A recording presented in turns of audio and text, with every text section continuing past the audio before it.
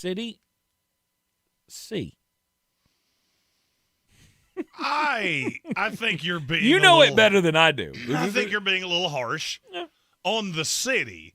On the media side, you got a big old duh. A duh. Because, good Lord have mercy, you could not have been crueler to us. Just, hey, here's Radio Row. Would you like to know what an ant feels like? Because you're gonna. Because we're going to put you in front of a giant window as the sun sets. Yeah, which was not fun. The sun blazing in on the Radio Row section. The food was great.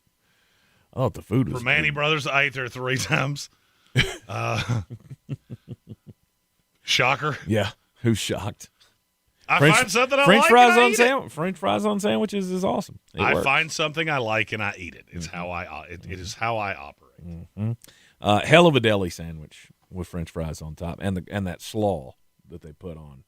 It's not really sauerkraut, but it's just like a good spicy cabbage slaw, vinegary. It's very good. It was quite tasty. Oh man, had I mean good food there? Yeah, sure. I still look at cities and go, man, I can't do it. There's no way that I could spend more than a week in a big city like that. I could probably work in one and live out in the suburbs and find me a place that's an hour away or whatever, but I could not do that city living where you're stacked on top of each other. Oh, like I can. That doesn't bother me at all. I can't do it. Hence you live in an apartment. Like I don't You've care. seen my neighborhood, and I have a problem with how close the houses are in my neighborhood. And I mean, they're close, but this is a good stretch in between us. I just don't want to be on top of each other. And there in Pittsburgh, it is just there ain't no space in between. And I don't like sharing walls. These are my walls. I paid for them. Yeah, you did. You pay for your side, and then they paid for their side, which is fine. I want some space. You know what I learned? I don't like when people put Monster cans in the vent that runs the plumbing. I didn't enjoy that at all. Yeah, that was not fun. I mean, at least it wasn't in your room, though. I mean, it was just but David. I was the first one to notice it. David was the only one affected by that, really. For sure. So, I mean, and David, trooper. Trooper. No doubt. We had a whole lot of fun with all of our good friends that we gathered with there in the Steel City. Who was the MVP of the week? The MVP of the week? The Sportsocracy MVP of the week was who? I guarantee you we're going to say the same name. Tank Spencer. Okay, he wasn't on the ballot. I hate to be the Screw bearer. you. Who else did 14 million views on InstaFace? I mean, now when you put it that way, you're not wrong. You are the social media MVP. Sure. Which I'm sure Christiana and Megan will love that I said that. No, Eddie. Eddie was the MVP. Oh, Eddie was. I just felt like everybody was a star. Like it was an all-star group. Hey, everybody made the all-draft team. Right. We went to the Pro Bowl, and there were no Shedeur Sanderses. Correct. Eddie was the one that was just, I'm down for whatever. Wherever you want to go, I got you. You know why? Appalachian Motor Coach. You know why there were no Shedeur Sanderses? Because Shedeur Sanderses leave monster cans inside vents. Bingo. There was a Shedeur Sanders. He was in the group before us, which led to the most uncomfortable ablution of my entire life. He was the little dumbass from the AAU basketball team that stayed there before us. And once I went up there and I saw it, I realized that this was just some kid that went, hey, look, this can fits in this hole. And then nobody will ever know I did that. Yes, they will. Yes, they will. And it'll be a radio guy from the South who will say, listen, you little future individual that'll have a job with your name on your shirt, don't put random cans in holes. Great. That's a T-shirt. It leads to a man who's working off a good Fireball drunk that has his whole body just go, oh, no, what have I done? That's what happens. Yep. Yep. We had a fantastic time. The Appalachian Motor Coach was just top-notch. If you've got a big event coming up, if you're going down to the George Strait concert this weekend at Clemson. If you're going to any event, just give them a call. I slept like a little Irish baby the whole way back yesterday. Everybody's like, you sound like you're in such good spirits. Yeah, two things. One, we had Eddie driving, not Tank. So I didn't have any no with it. I wake up and an 18-wheeler's in my ear. And I got to sleep the whole way on a big bench, just like a little Irish baby. Mm-hmm. It was beautiful. Mm-hmm. Jeremy picked up a new nickname, by the way, # Boss Baby. Oh, that was totally not the one I thought you were going with there. They're both good. Boss Baby is, you really don't think about that until somebody says it, and then everybody looks at each other and goes, and it's that look. It's the mouth slightly open. Oh, that fits way better than it should. Oh, man. The crew from Raw Dog Sports, Mike and Evo, they were fantastic. Of course, we had the whole Great North Sports crew there with David and Dubs the first time they got to meet each other. That was real cool. Bill Workman, I mean, just showing up and just, he was Warrior. Fantastic. I mean, dude's just, the knowledge that rolls off that dude's head is unreal. My wife and I, when we unpacked the trip yesterday, she had met practically everybody that was there. Yeah. She obviously knows all the ones that work here, but all the ones that don't work here, it was her first time meeting any of them. And I was just curious. I was like, if you had to pick a favorite, and before it got out of my mouth, she went, Bill Workman. I was like, well. She's like, he was great. Kept me from getting into fights, all the things. Mm-hmm. It's like, yeah, and it just worked. We had all these people for the first time. Everybody was hunky-dunky. It was a tremendous week. I feel so much better on the day after returning from than any other week we've ever done this. Yeah. Usually, I am halfway to a stool sample by the time we get to Monday. Yeah. I am just roadkill in the middle of the road, and I feel great. It was a hell of a trip. Started the post-draft diet.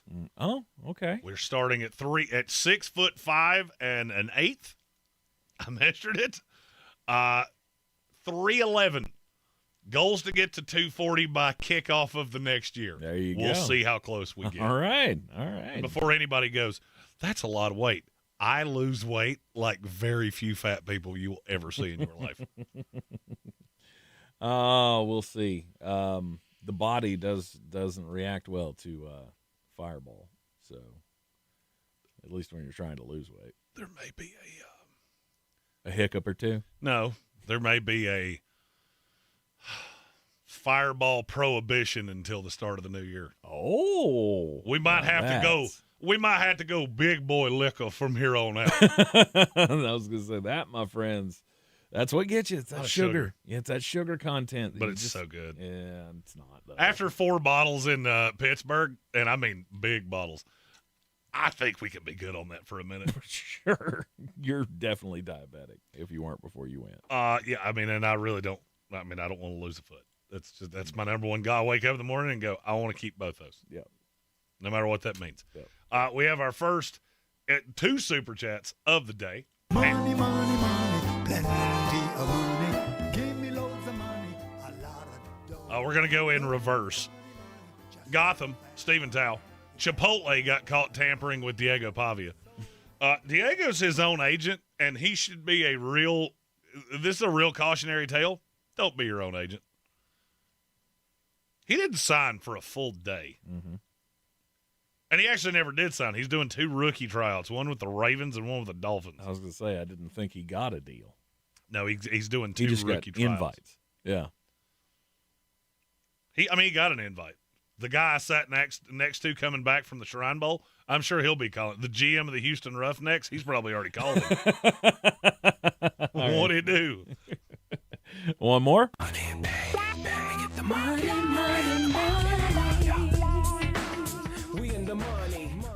It's from Colin, who said top AFC winners: Kansas City Chiefs, Baltimore Ravens, Las Vegas Raiders. Top AFC losers: Miami Dolphins, Denver Broncos, Jacksonville Jaguars. Mm-hmm. I agree with 2. I disagree with 1 on both sides of that. Okay. And you didn't say the top winner. I give you a hint. I'm real happy about it. That's where we shall start. We'll start with the AFC East, and we'll start every division with the overall winner of the division, and it's not really close, is it? For me, it's not. Yeah.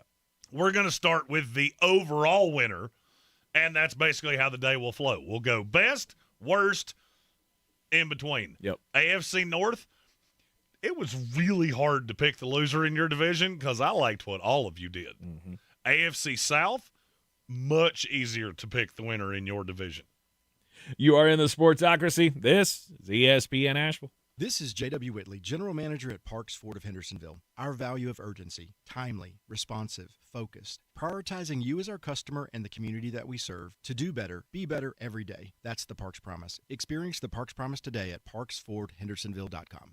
It's not just a radio app. It's what's happening right now. It's on. On the iHeart Radio app, you're not just listening. You're in it. You better believe it. From breaking news Splashdown confirmed. to what's happening in your community. Local, national, and world. Live moments. Impacting millions. Real voices. Hey, it's Ryan Seacrest. Amazing prizes. Plus, talk to your favorite hosts using the TalkBack mic. I have loved always hearing you guys. This is where culture comes alive. I listen everywhere on the app. Download the iHeart Radio app today. I'm Scarlett Johansson. My family relied on public assistance to help provide meals for us. These meals fueled my involvement in theater and the arts as a child, which fostered my love for acting. The Feeding America network of food banks helps millions of people put food on the table. You can join the movement to end hunger by donating, volunteering, and advocating. Because when people are fed, futures are nourished. Join the movement to end hunger at feedingamerica.org/actnow. Brought to you by Feeding America and the Ad Council. Now here's your chance to win $1,000. Just enter this nationwide keyword on our website, family. That's family. Enter it now. Log on to ESPNAVL.com to play, and good luck. You might not know this, but at the Ingalls Bakery, we actually bake things. Like crusty breads, delicious apple fritters, cakes for any occasion. And did we mention the cookies? It's all in the bag. Ingalls. Low prices. Love the savings. I'm Coley Duffy. I'm Cody Ward. And we're the Chainsaw Brothers. Actually, we're cousins. A few days after Helene, we was in the driveway having a couple beers, waiting on the power to come back on. And we heard so many people calling, needing trees removed, and couldn't afford it. So I called my dad to borrow a chainsaw, and over the next few months, we cleared trees for our neighbors. Our business was born out of wanting to help Western North Carolina get back on our feet. We are fully insured and licensed. We keep our promises, meaning if we say we're going to be there, we'll be there. In these parts, we live how we were raised. When you call the Chainsaw Brothers, you're not a customer, you're family. We're good at what we do, and we do it for a reasonable cost. For all your chainsaw needs, call the Chainsaw Brothers. 828-316-1013. Or find us on Facebook. See how we treat our family. Are you still covered up with storm damage and debris? Call us about our daily rates at 828-316-1013. That's 828-316-1013. We're the Chainsaw Brothers, and with our neighbors, we're Western North Carolina strong. Woohoo! Selling your home? Don't settle for average. Our real estate team at Clarissa Sells WNC and eXp Realty offers Zillow Showcase, an exclusive AI-powered listing experience available to just the top 10% of all listings in our area. With immersive media, cutting-edge design, and elevated marketing, Showcase listings, they go pending quicker and sell for up to $9,000 more than standard listings. Ready to stand out in a crowded market? Give our team a call today, 828-774-6343, because your home deserves the spotlight. This is J.W. Whitley, General Manager at Parks Ford of Hendersonville. Our value of urgency, timely, responsive, focused, prioritizing you as our customer and the community that we serve to do better, be better every day. That's the Parks Promise. Experience the Parks Promise today at parksfordhendersonville.com.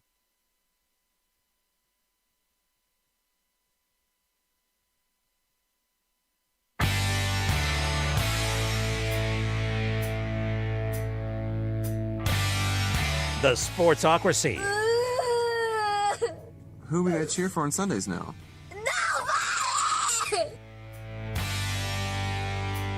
Oh, it's so sad. I mean, it's joyous in a way, but it's so sad that now, Jeremy, you have to wait so many Sundays until you actually get to cheer for the winner of the draft. I'm good. No, after the last 7 months, I'm good. I'll take 3 months off, and I won't think about football not nary a time. I'll think about a lot of golf and a lot of naps. Mm-hmm. But your winner, the reigning defending champions of the 2026 NFL Draft, your Jets, Jets, and it's not close. Mm-hmm. It's not even close. Mm-hmm.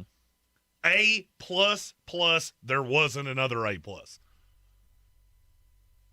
Anybody want to come at me with a defense of that? Nope. I cannot wait to hear it. Nope. I don't see how anybody thinks that this was anything but a masterclass in how you do a draft. You ended up with 3 first-round picks. And the top 5 picks that you made were hammers. Every one of them. Started with David Bailey, which you had been expecting Arvell Reese there. So did you degrade that grade for that single pick? No, because that's where everybody – I mean, and I said it like 1,000 times. I had Bailey ahead of Arvell Reese. I just thought with the way that defense was set up, Arvell Reese made more sense. Then it got explained to me in very finite detail. Nah, dog, you're looking at that defense the wrong way because they're going to play 5-man front. Mm-hmm. And now, if you look at that 5-man front, it's evil. Kenyon Sadiq at tight end with the 16th overall pick. Which, I mean, you all know how I felt about Kenyon Sadiq Mm-hmm. because that is the steam stretcher tight end. He is a big slot. And I'm not sure the Jets aren't my favorite team in the league he could have gone to because they have Mason Taylor. So now you're looking at a team that's going to play a ton of 12. A ton of 12. And what's not to like about that? Mm-hmm. I mean, Frank Reich's been league average in using 12 personnel over the last 8 years that he's been in the NFL. But you understand the matchup nightmare that creates. Because you're going to have Garrett, Wilson, Omar Cooper, A.D. Mitchell. Mm-hmm. By the way, we haven't gotten Omar Cooper yet, but the fact you're playing 12 means you can slow roll Omar Cooper, which I love. You add in Sadiq, who makes reads so much easier because you have to have a safety that goes over the top on him because he's so unbelievably fast. If you're looking at how to build an offense for a young quarterback, this is a master class. Now, you didn't like in the mock process Omar Cooper going No, at I didn't 16. like him yeah, there we go. I was about to say, I feel like you're going to leave out a word here. Let me finish. You didn't like him at 16. Getting back into the first round at 30, how's that swing your opinion? Better. I like it better at 30. You get the fifth-year option on a kid that is still young. Mm-hmm. I'm not in love with him as a player, but I don't mind what he's going to be, especially, and see, this is where evaluation comes in, especially with Kenyon Sadiq on the other side, because how do you deal with both of them? That's the thing. How do you deal with both of them at the same time? Because these are guys that safety's eyes are going to be on all the time. So I love the setup for Cooper. I love the setup for Sadiq. And this is the part that no one's talking about. You waited until you were ready for a franchise quarterback. And you actually did it in a way that I don't think I've ever seen a team do. You brought in the most non-threatening veteran starter on the planet. What does that do? That gives you a quarterback for a year that can coach along Sadiq and Omar Cooper and put them in a position to figure it out over the course of year one and be ready for year two when your quarterback shows up. It's beautiful. I love railing on my team. I've been a Jets fan for 32 years. I've never walked away from a draft, including the Sean Ellis, John Abraham, Chad Pennington, Anthony Beck draft, feeling the way about my team that I do, and we haven't even talked about the defense yet, and that was intentional. Mm-hmm. Then you traded down in the second round. Oh, this is the best part to me. And got D'Angelo Pons, the cornerback out of Indiana. Chef's kiss. D'Angelo Pons was one of my favorite corners in this class because he plays bigger than he is. He can play on the inside. He can play on the outside. He is Aaron Glenn. And I love that NFL Network said that in the coverage. Their description of him was Aaron Glenn. Mm-hmm. That's beautiful. And then in the fourth round, you continued the hot streak, getting Darrell Jackson Jr., that big old defensive tackle out of Florida State. 6'6", 315. Big old boy. Mm-hmm. And then you pooed. And then you went Cade Klubnik. And that was the one blemish that you had on the class. And I agree. I don't like Cade Klubnik. You needed a developmental quarterback in the room. And who knows? Maybe look, I gave Garrett Nussmeier a lot of leeway. I'm not changing my opinion here. I hate this pick, unabashedly, but I don't care. Mm-hmm. When you hit the first five the way the Jets did, the rest of it, who really cares? Then in the sixth round, Anez Cooper, guard out of Miami. It's a nice depth guard. You can slow roll him because you're actually pretty deep on that offensive line. And seventh round was VJ Payne, the safety out of K-State. They have the deepest safety room in the history of the NFL. The New York Jets have 6 legit NFL safeties. Mm-hmm. Which, by the way, really makes me like the corners better because I know what's behind them has such a room. VJ Payne's going to be a special teams ace. And people forget about Deon Clark. Yep. That they got Dean Clark, excuse me. That they got last year. I look at the Jets now and go, I know exactly what you're doing. This is going to be a 5-man front with sorry, I'm going to try to not laugh when I say this. David Bailey, Joseph Asai, Tavondre Sweat, Darrell Jackson, and Will McDonald. Good luck. Mm-hmm. It's going to take some time, which, by the way, is the low-key beauty of this. It didn't make them so good that they're not going to have access to a quarterback next year. Right. You have a full blip year, and I feel very sure Aaron Glenn and Darren Muji were told, you're safe.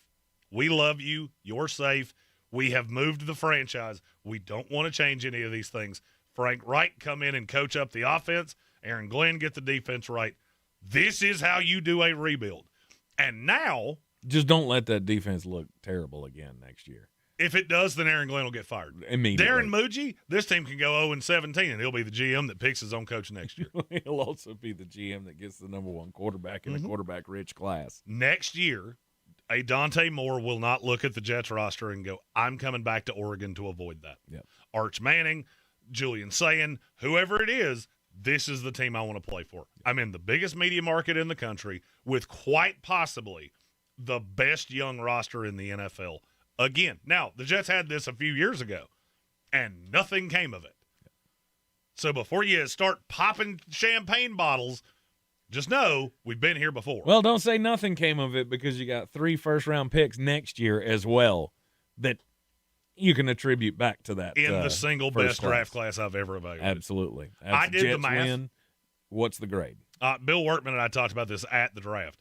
22 players are what we have in next year's class that would have gone in the top 5 this year. Mm-hmm. That's how much better it is than this year. Yep. And you have 3 picks in that to fix whatever need that you have. Oh, by the way, we didn't even talk about the fact you have a really good young offensive line. Mm-hmm.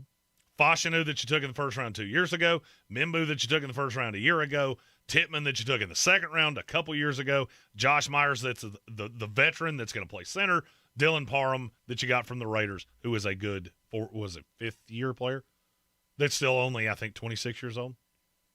And you've got Chuma Okorafor, Cooper that you drafted earlier, and Cole Laval to back that up. The Jets are in great shape. They're the overall winner of the draft. And it doesn't hurt that I'm looking around the division going, 2 of you are headed in a bad direction. Yep. Final grade, A++. A++. All right. Now we have to flip from the winner to the loser. Nobody dookies their drawers like the Buffalo Bills. Oh, it was not a good draft for the Buffalo Bills. I don't see how anybody could like it. I really don't. It was a D+ for me. I like some of the players that they got. Tell it to me. Tell me what you like so much. Jude Bowery. I like Jude Bowery. So what will be if not a backup, then a mid-year placement starter? That's your high water mark. Skylar Bell could be a weapon. Sure. Then what? Caleb Ellermzor. Who's an undersized 4'3" linebacker that should have wound up in San Francisco, and you just took him to play in the middle of a 3-4. Zane Durant. It's a good player. Zane Durant will be a nice 5-tech. I will admit. That's the reason you didn't get a big old falafel. Armaj Reed Adams with the last pick. That surprised me. Quality. So your best 2 picks were guards. Yes. Huzzah! I'm not saying it's great. I'm just saying I like some of the players. Now, they traded out of the first round.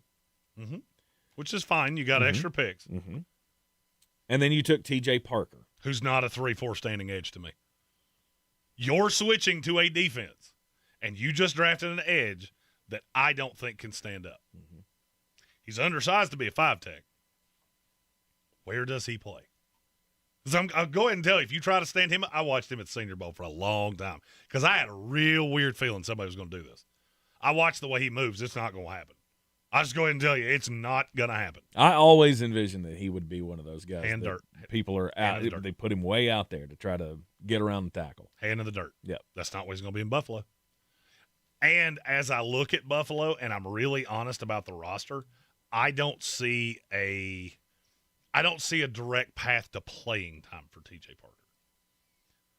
So, I mean, I've said this about Buffalo before. This is one of the few teams I've ever seen go from a 4-3 to a 3-4, and I think it improved all the things you've done in the draft. Because you got T.J. Sanders, Ed Oliver, Dwayne Carter, now Zane Durant, and I think at some point they're going to figure out, Landon Jackson should be out there too. And now you've got a stable of front guys. Dayon Walker is the single only nose tackle on this team. Only one. There's not another. Fedarian Mathis, maybe. Which is why I'm dumbfounded that you didn't take Caden McDonald at 35. Right. There were 2 legit nose tackles in this class that could come in and plug and play start right away. You passed on one that the Houston Texans had already tapped out on. We can't get in front of Buffalo. They're not going to trade with us. We are stuck. We are not going to get Caden McDonald. And then you took T.J. Parker. You will regret that for a long, long time. 30th pick, they take, or the 30th pick in the second round, they took Davison Igbenison, cornerback out of Ohio State. What's 32 plus 30? 62. 62. So he was 62nd pick in the draft, yes. Right? 62 is significantly smaller than 227, right? Because that's where I had Davison Igbenison. I could literally count off 20 corners that I liked better than him in this class. I have not talked to a soul that had him in the top 100. Couple media guys, that was the extent of it. Because you watch that tape, and it gets ugly in a hurry. And why am I not surprised a team that has had a horrifically bad time drafting corners fell for that one? Oh, but the flashes. The flashes are completely eradicated by the fact this kid's a walking penalty. So now you've got 2 of those that you've drafted in the top 62 picks 2 years in a row. So you're pot committed. Maxwell Hairston, Davison Igbenison. Yep. Good luck with that. Don't be shocked when we get to we get to December and you start seeing Pat Mahomes and Lamar Jackson and Joe Burrow, and they go deep. Yeah. So just go deep. So fumbled the first 2 picks of the draft that they had. Then comes the 4th round, where I feel like they did pretty well. Jude Bowery, sure, at the top. Love that. Tackle Loved out him. of Boston College. He'll play guard. Skylar Bell, wide receiver out of UConn. Real fast kid. He could be a hell of a weapon for Josh. Caleb Ellermzor, linebacker. Doesn't fit the defense. Huh? Doesn't fit the defense. That's the only thing that I've heard is that great? You got a linebacker, You got a and he's special good. teams player. He's a good player, but he don't fit what you do. Nope. You will never be able to play him in base defense, especially because you didn't draft Caden McDonald to actually open lanes for a smaller linebacker like that. Mm-hmm. This is all about roster construction. You had holes. You filled them in ways that don't make any sense. Jalen Kilgore out of South Carolina. Mm-hmm. Yep, there's the next one. I love Jalen Kilgore. I hate him here because he's a slot corner here. I don't like that. I wanted somebody that could play over the top to protect my young corners. You got a blitzing safety. Mm-hmm. You got a hybrid corner slot safety that doesn't fit. So even the players that you drafted that I like, they don't make any sense. Zane Durant later in the 5th round. That one makes plenty of sense, and I think that's a high upside lottery ticket. Congratulations. We got, 6 picks before one I went, yeah. Yeah. And then in the 7th round, I think you got value out of all the picks that you made. Toriano Pride's fine. Mm-hmm. He's fine. I'm not jumping up and down about it. He's super athletic. Yep. You got a punter. Always bad when I'm looking at your punter. Of which, by the way, you have Mitch Wisniewski on this roster. Are you keeping 2 punters? Maybe. I mean, now I feel like you're going to cut Mitch. He's going to go to a playoff team, and they're going to be just happy, hunky-dunky. Yep. Tommy Doman, the punter out of Florida, and then Armaj Reed Adams. I'm not sure why he fell to the end of the draft. Wait. Is that what it is? Mm-hmm. Possibly eat his way out of the wait. That's the they fear. already have Osiris Torrance. Osiris Torrance is in reasonably good shape. He's just a big dude. And he hasn't been good. So I just don't get it. I don't understand. I think it was a completely lopsided draft. And a D+, I was probably being really kind because you did draft a handful of players I really like. Mm-hmm. I still like them for you. Right.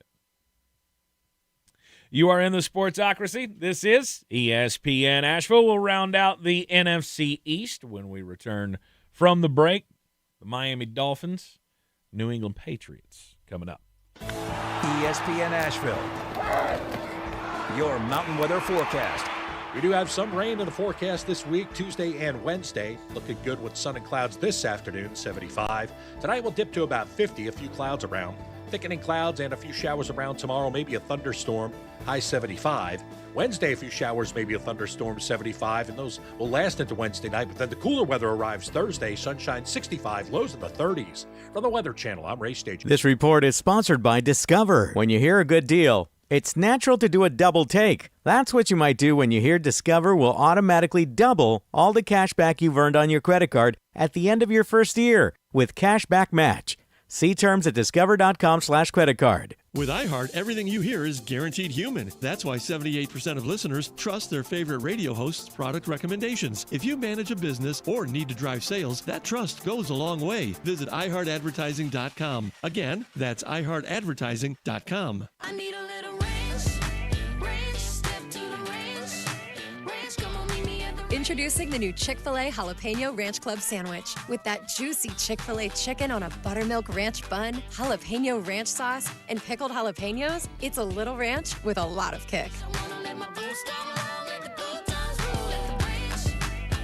The new Chick-fil-A Jalapeno Ranch Club with original spicy or grilled filet. Available for a limited time only. Order ahead on the Chick-fil-A app.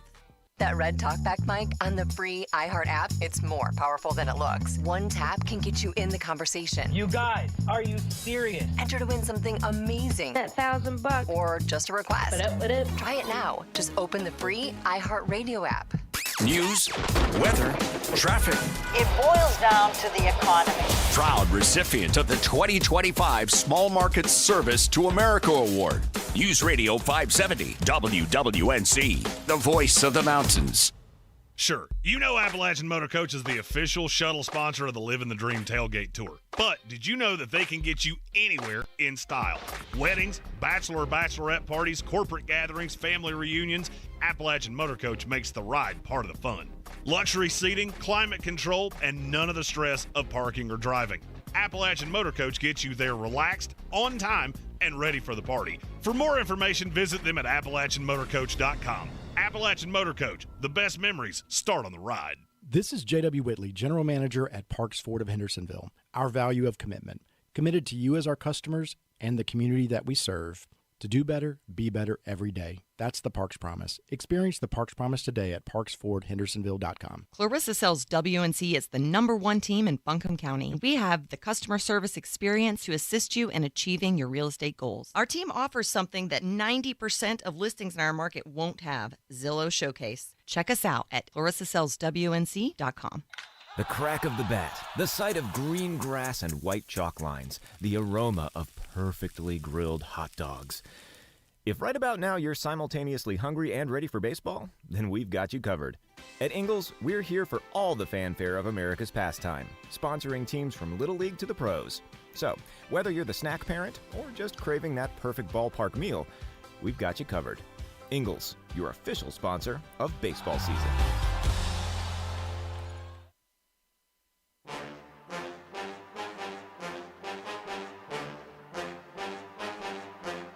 The Sportsocracy. Take all this, burn it, okay? Gasoline, kerosene, either one. Burn it.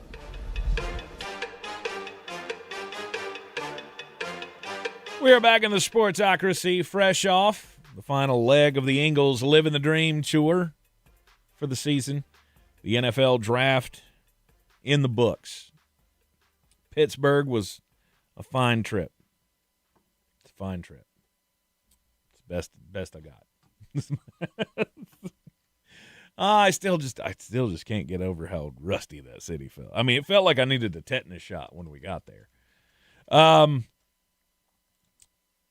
Steelers, by the way. We'll be doing the Steelers to end out the day as we go through all of the draft grades. We're in the AFC East, though. We got to get the Miami Dolphins next. Miami had a very weird start to me. Mm-hmm. And then I don't know if John Eric Sullivan got that John Henderson treatment where somebody just open palm slapped the bejesus out of him, because in day 3, he dropped some knowledge on the NFL. Okay. The first move of the night that they made was trading back one spot with the Dallas Cowboys. Love it, because they were out on Caleb Downs. Yeah, picking up some extra draft capital, and Caleb Downs goes to the Dallas Cowboys, and then the Miami Dolphins take Caden Proctor. You know I'm not a Caden Proctor guy. Right. He scares me to death. Mm-hmm. Now, I say that, and I also say, if you get him right, and I am wrong on him, then you nailed it. Because this is the one that can come in and play right away, which is what you said you wanted. Mm-hmm. I will always give a team credit for doing what they told me they were going to do. And John Eric Sullivan looked me in my eyes and said, "We are going to beef up this line." And we're going. The line was an issue, and we're going to change that. And then we're going to run the ball, right? Yep. And now I'm looking at Caden Proctor going, I don't know if you're planning on playing him on the left or the right. I'm assuming it's the left, because you probably wouldn't take a right tackle that high unless you're assuming it. One day he's going to go to the left. Right. I don't know why you wouldn't just do it now. That slides Paul to the right. That's an improvement in 2 places. Again, I don't love Caden Proctor. I'm not changing any of that. But now knowing how the draft fell, I understand why you did it. It's not a reach. That's where he was going. If Miami hadn't taken him at 12, he would have gone in the top 18, 19. Yeah. It's not a reach. I get why you did it. I don't love the player. I get where you're at. So I'll say that one's a net neutral for me. All right, and then at 27. I love this one a whole lot. Your secondary is hot garbage. Chris Johnson is now the best corner in that room, and it's not close. Yeah. Corner out of San Diego State. Not as big as Hafley has seemed to prefer over the years, which makes me wonder if the ultimate goal is that he ends up in the slot a year or 2 from now, but he does have inside-outside flexibility, and I absolutely love this kid. I screamed this from the mountaintops. He's going higher than you think. Mm-hmm. I saw him go to the Jets more times than I could count at 44, and I knew there is no way he's getting there. And to me, that's a home run for Miami. Yeah. And then, second round, 43 overall. You go Jacob Rodriguez, who there was first-round buzz on him. No doubt. That's the leader of your defense for a long time to come. That's, to me, that is the best linebacker you've had in the middle of this defense since Zach Thomas. And he's just an absolute dog. Every person I talked to through the process loved Jacob Rodriguez. That's a home run second-round pick. And then at some point between 211 and 311, somebody hit John Eric Sullivan in the head with a hammer because I don't know what he did the rest of that night because it was all lunacy until the last one. 3 picks in the third round. At 75, they took Caleb Douglas, wide receiver from Texas Tech. You set one on fire. That's a terrible, god-awful pick. God-awful. Now, you salvaged it because you did a thing at the end of the round where you got a way better receiver. Caleb Douglas is a project. I don't know what you saw in him. I mean, he's a 4'4" guy that's 6'3". That's about it. He played in the Big 12. Virtually every big play he had was on busted coverage. I think you got duped on that one. 87 overall, they went Will Kachmarek, the tight end out of Ohio State. I have absolutely no idea what you saw in him. I watched him for 4 full days at the Senior Bowl, and never once did I think he was a top 2-day guy. I mean, maybe you just wanted a guy that was in line. You did not have to take it. Now, tight ends went nanners. So it's not actually as bad as it looks. What I think happened is that run on tight ends happened, and he panicked. I'm not going to kill you for that because you're a young GM, and this is your first time in that room making the decisions, and you start seeing all these guys come off, and you go, I got to have an inline tight end to do what I want to do, and you jump the shark. I don't love it, but the question was, how do you make up for it?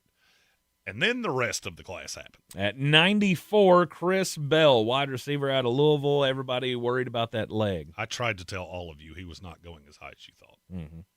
I mean, this was even a little high for me, but I get it because the upside is super high. That first-round buzz, I heard it, and I thought somebody was going to do it. I told you through the whole process, I had him in the right at 100. I think when I popped him up, it was to 78 or 79. The knee's scary. The build is scary. But you get him here, and you've got super upside. Yep. Then Trey Moore at 130. Love it. Little higher than I thought he would go because he is a bit of a tweener. He could end up being a linebacker. He could end up being an edge. I think he's better at edge. He's just super thin. But he can play. A little linebacker that everybody was in love with, Kyle Lewis at 138. Masterclass. You get there were 2 linebackers that everybody loved at the Senior Bowl, and the Miami Dolphins got them both. Then you went Michael Taffy, the safety from Texas, at 158 in the 5th round. Deep protection guy for a young secondary. If you like Andrew Makuba, you should like Michael Taff. 177 was Kevin Coleman Jr., wide receiver out of Missouri. He's a slot receiver that plays bigger than he is. He transferred a lot, and there are some weird things about him. He's also a violinist. It's a thing that, for some reason, is the number one thing that hits my head every time I hear his name. It's quirky. But he can play. Yeah. 180 in the 5th round, another tight end in Seydou Traore. And this is where the Kachmarek pick was saved to me. Because you took a super high upside IPP guy, which means you get a roster exemption for him if you put him on the practice squad. So you can develop him down the line, and I absolutely love it because I think that kid had one of the highest upsides of any tight end in this class. It was just going to take 2 full years to get there. They really liked Texas. It's a good team to like. It was a good team. 6th round, 200, DJ Campbell, guard from Texas. Hyper valuable because he has played a lot. He's ready to play right now, and he can play at either guard spot. And then at 238, 7th round, they went Max Llewellyn, edge rusher from Iowa. This was the cherry on top of the sundae, where you just go, hey, there have been 250 some odd players or 240 some odd players taken at this time. There is absolutely no possibility that every team in front of us did not have this guy in their top 240. Motor. I mean, I compared him to Trey Hendrickson more than once. And you got him with your last pick. The Dolphins, for me, A-. Nice. They would have been the winner in practically every other division. And for me to hate your first pick, think somebody hit you in the head with a shovel in midday 2, and for you to come out of a class with that I put an A on is nanners. Then you find out it's the GM's first draft. Nice recovery. Miami Dolphin fans should be stoked right now. How about the New England Patriots fans? How should they feel? You should be less stoked because I'm not real sure I understand practically anything that you did. New England Patriots made some moves during the draft and ended up with the 28th pick in the first round. Mm-hmm. And they go Caleb Lomu, tackle from Utah. And I like Caleb Lomu as a player 2 years from now. So to me, he is going to back up Morgan Moses. That's where he's at. He's a right tackle, maybe even a guard. But now, and I see where you're going with the offensive line because Lomu is really athletic. So is Onwenu. So is Jared Wilson. So is Elijah Vera Tucker. So is Will Campbell. Mm-hmm. I get it. I don't love that you took a backup in the first round because you are in a Super Bowl window. I also know you're adding A.J. Brown at some point in the next few months, so that kind of took the sting off that. Second round, they went Gabe Akis, Shevskis, edge rusher from Illinois. I was convinced after talking to one individual team that was in the back end of the first round, he was going in the first round. Pass rush chops Was for it days. the New England Patriots? No. Okay. Pass rush chops for days. This kid can straight up get after a quarterback. The ironic thing, the team I talked to picked 2 guys in between where Akis actually was selected. Right. So could have been a smoke screen. I don't know. It was very convincing. And I absolutely love that kid. And then they went the Hunter Henry replacement with Eli Raridan. No clue. But you trying to sell me that Eli Raridan had been the number 1 player on your board for an extended period of time, then you don't evaluate very well. Eli Raridan was a 6th, 7th round tight end. Straight. I mean, They don't call me the tight end whisperer for nothing. This was your descent into madness started right here. Then in the 5th round, they go Karan Prunty, cornerback from Wake Forest. Didn't have him in my top 500. Not a terrible player, just never been a great player. Mm-hmm. And I feel like they got into that, well, he's a tough-nosed kid. Okay. Take that guy with one of those 3 7th-round picks you have because nobody else was going to do it. In the 6th round, their first pick there was Demetrius Crownover, guard out of Texas A&M. That was good value. It was, without a doubt, your best day 3 pick, unequivocally. Mm-hmm. At the end of the 6th, they went Nnamdi Obiazor, linebacker from TCU. Super athletic, just really little. I think he'll be a special teams ace, but that's probably the extent of what you ever get out of him. Mm-hmm. A backup quarterback in Baron Morton from Texas Tech. Yay. Yay. You got a quarterback. Mm-hmm. You got a quarterback. They also got a running back who I'll be shocked if he makes it past the first cut. If he makes the team, you did it wrong. Mm-hmm. Jam Miller, running back from Alabama. That is legit. And I think it's funny that Tank was the one that said this in the room. That is legit the slowest non-XL running back I've ever seen. Mm-hmm. I don't know what you possibly ever saw in him. I thought it was comical that they were still giving him snaps, let alone for him to be drafted. I didn't even have him as a priority undrafted free agent. And when you look at guys like Chip Trainum, who, by the way, the Jets added as an undrafted free agent, handful of other guys, was it Robert Henry? Mm-hmm. There were a bunch of running backs out there. If you wanted one, there were plenty to have. Roman Hemby. He's better than Jam Miller. There are no lies in what you just said. There were just a lot of guys out there, and I do not understand that one at all. And then their final pick of the draft was Quintavious Hutchins, edge rusher from Boston College. If just a guy was in the dictionary, Quintavious Hutchins would be there. Yep. I mean, I think he's got a little bit of upside. It's fine. It was kind of like the rest of the Patriots draft. The more I look at it, the less I like it. C-. You talk about the best of times and the worst of times. The 2 good teams in this division had horrifically bad draft grades. The other two, that's how you start to get back to relevancy. Mm-hmm. And that's the funniest part of this division. The two good teams, this is how you boo-boo kitty having two, I think, elite quarterbacks. The other two don't have elite quarterbacks. But by golly, they put a lot of pieces in place for adding one. Yep. Watch out. These young teams can put something together. I mean, Miami's going to take a long time. We're mainly talking about the Jets here. Whatever quarterback you draft. I don't agree with you. Really? I do not agree. You think Miami's? I think Miami added so many good veteran players that a year from now you take the core of what they had and you do this again, and you've got the pieces in place. They're, I think, a year behind the Jets because their roster was worse off. Right. I mean, I just hate to say this. The Miami Dolphins didn't have Garrett Wilson. The Miami Dolphins didn't have the offensive line that the Jets do. They didn't have a Tavondre Sweat, who I'm really fond of. They're starting completely over except for the running back. But in terms of where you put the pieces, I think they can both be in a position to draft a quarterback at the same time. You understand, I said this from the jump.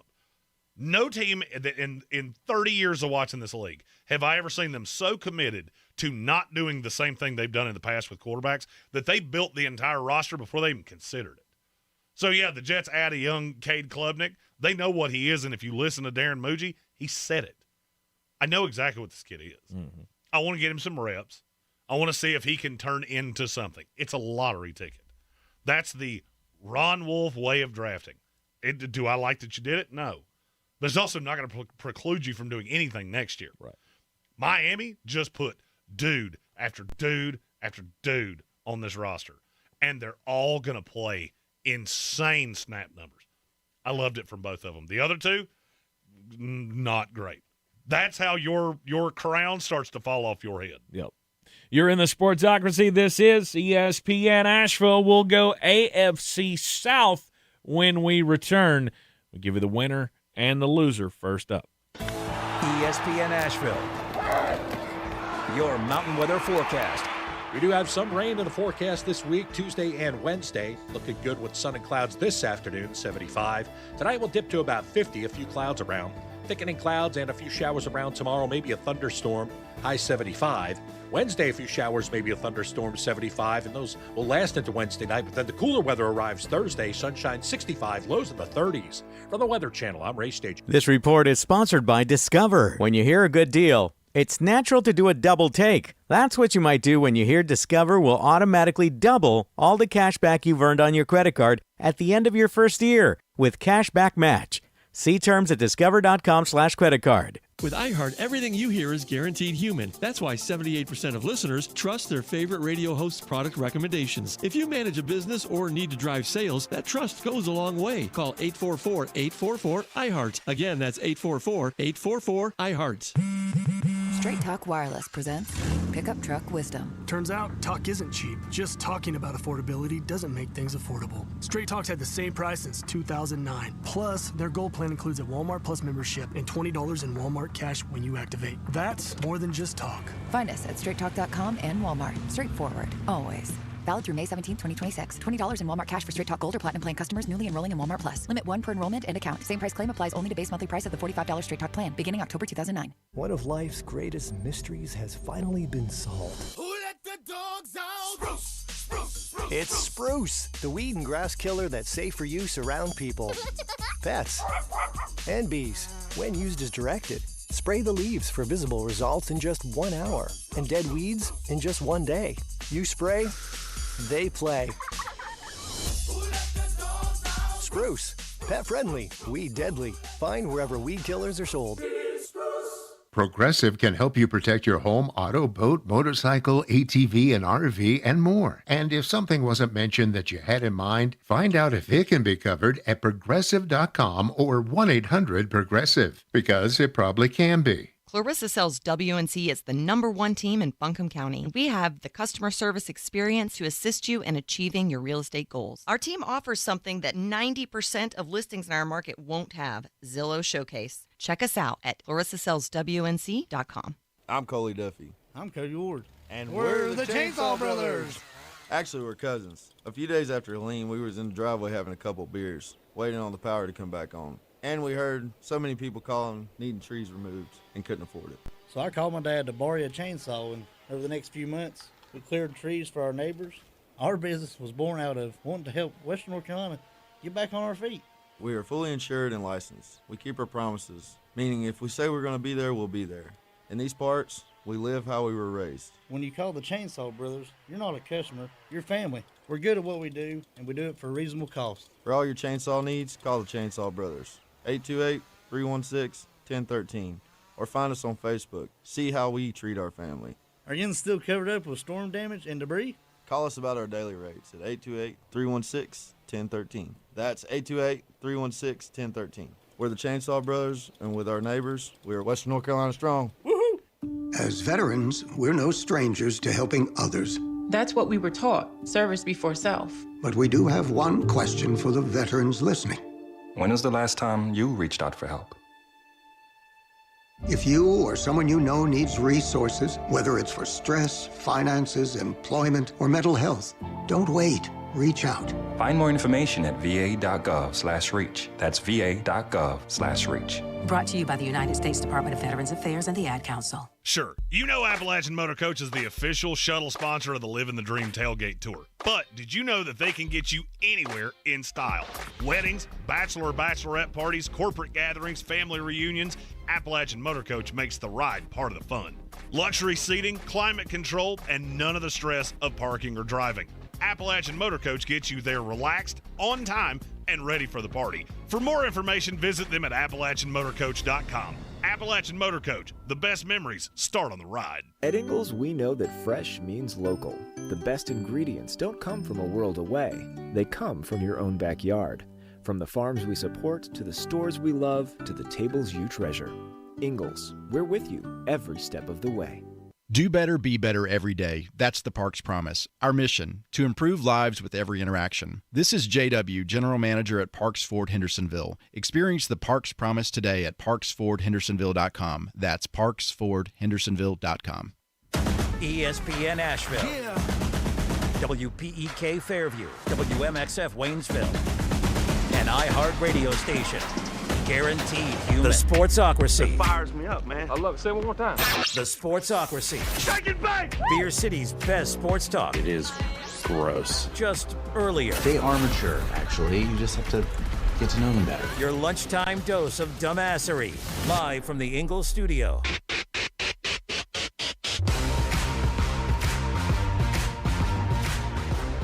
It is the Sportsocracy back from the Ingalls Living the Dream Tour. Trip to the 2026 NFL Draft. We're on a new tour now. Consider that a success. It's the Ingalls having a dream tour. Like a whole mess of them. Sleeping all day. Yeah. Yeah.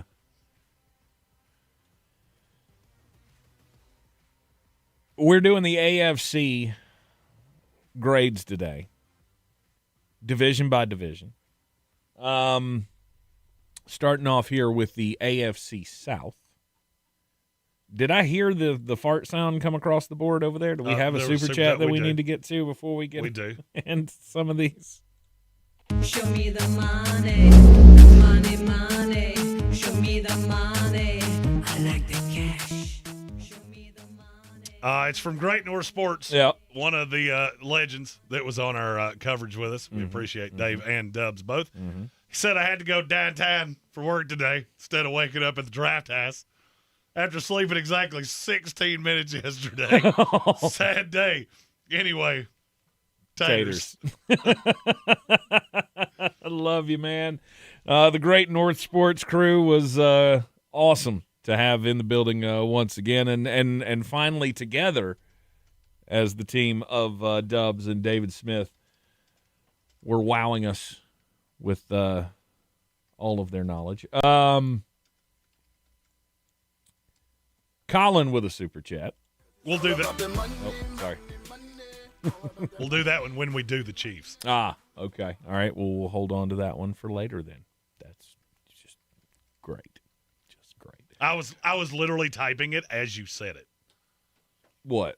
Into the chat. That will do it as because that's part of the Chiefs draft grade. Because the Chiefs went ham in the UDFA class.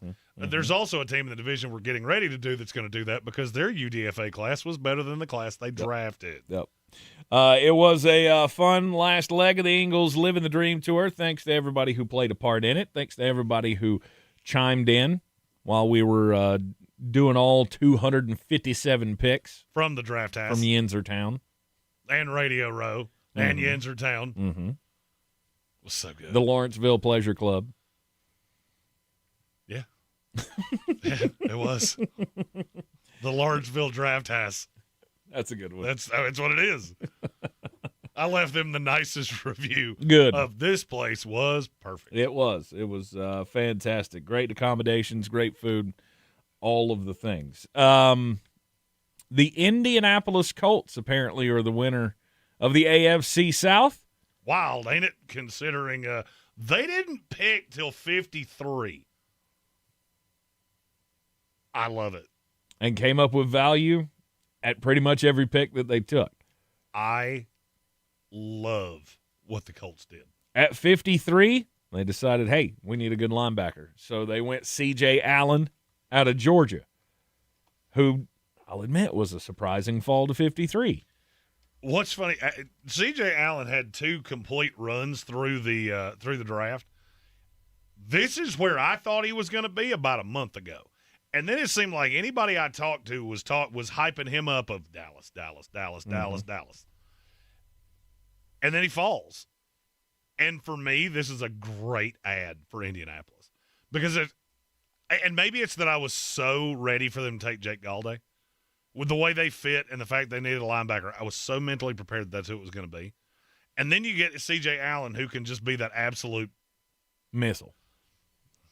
I know what you wanted to say. I have another name for him. It starts with a P and ends with the same letters that one did. Yes. That's what he can be.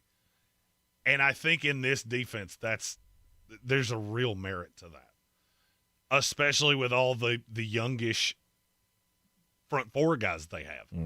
I thought it was about as good as you could do with the capital that they had.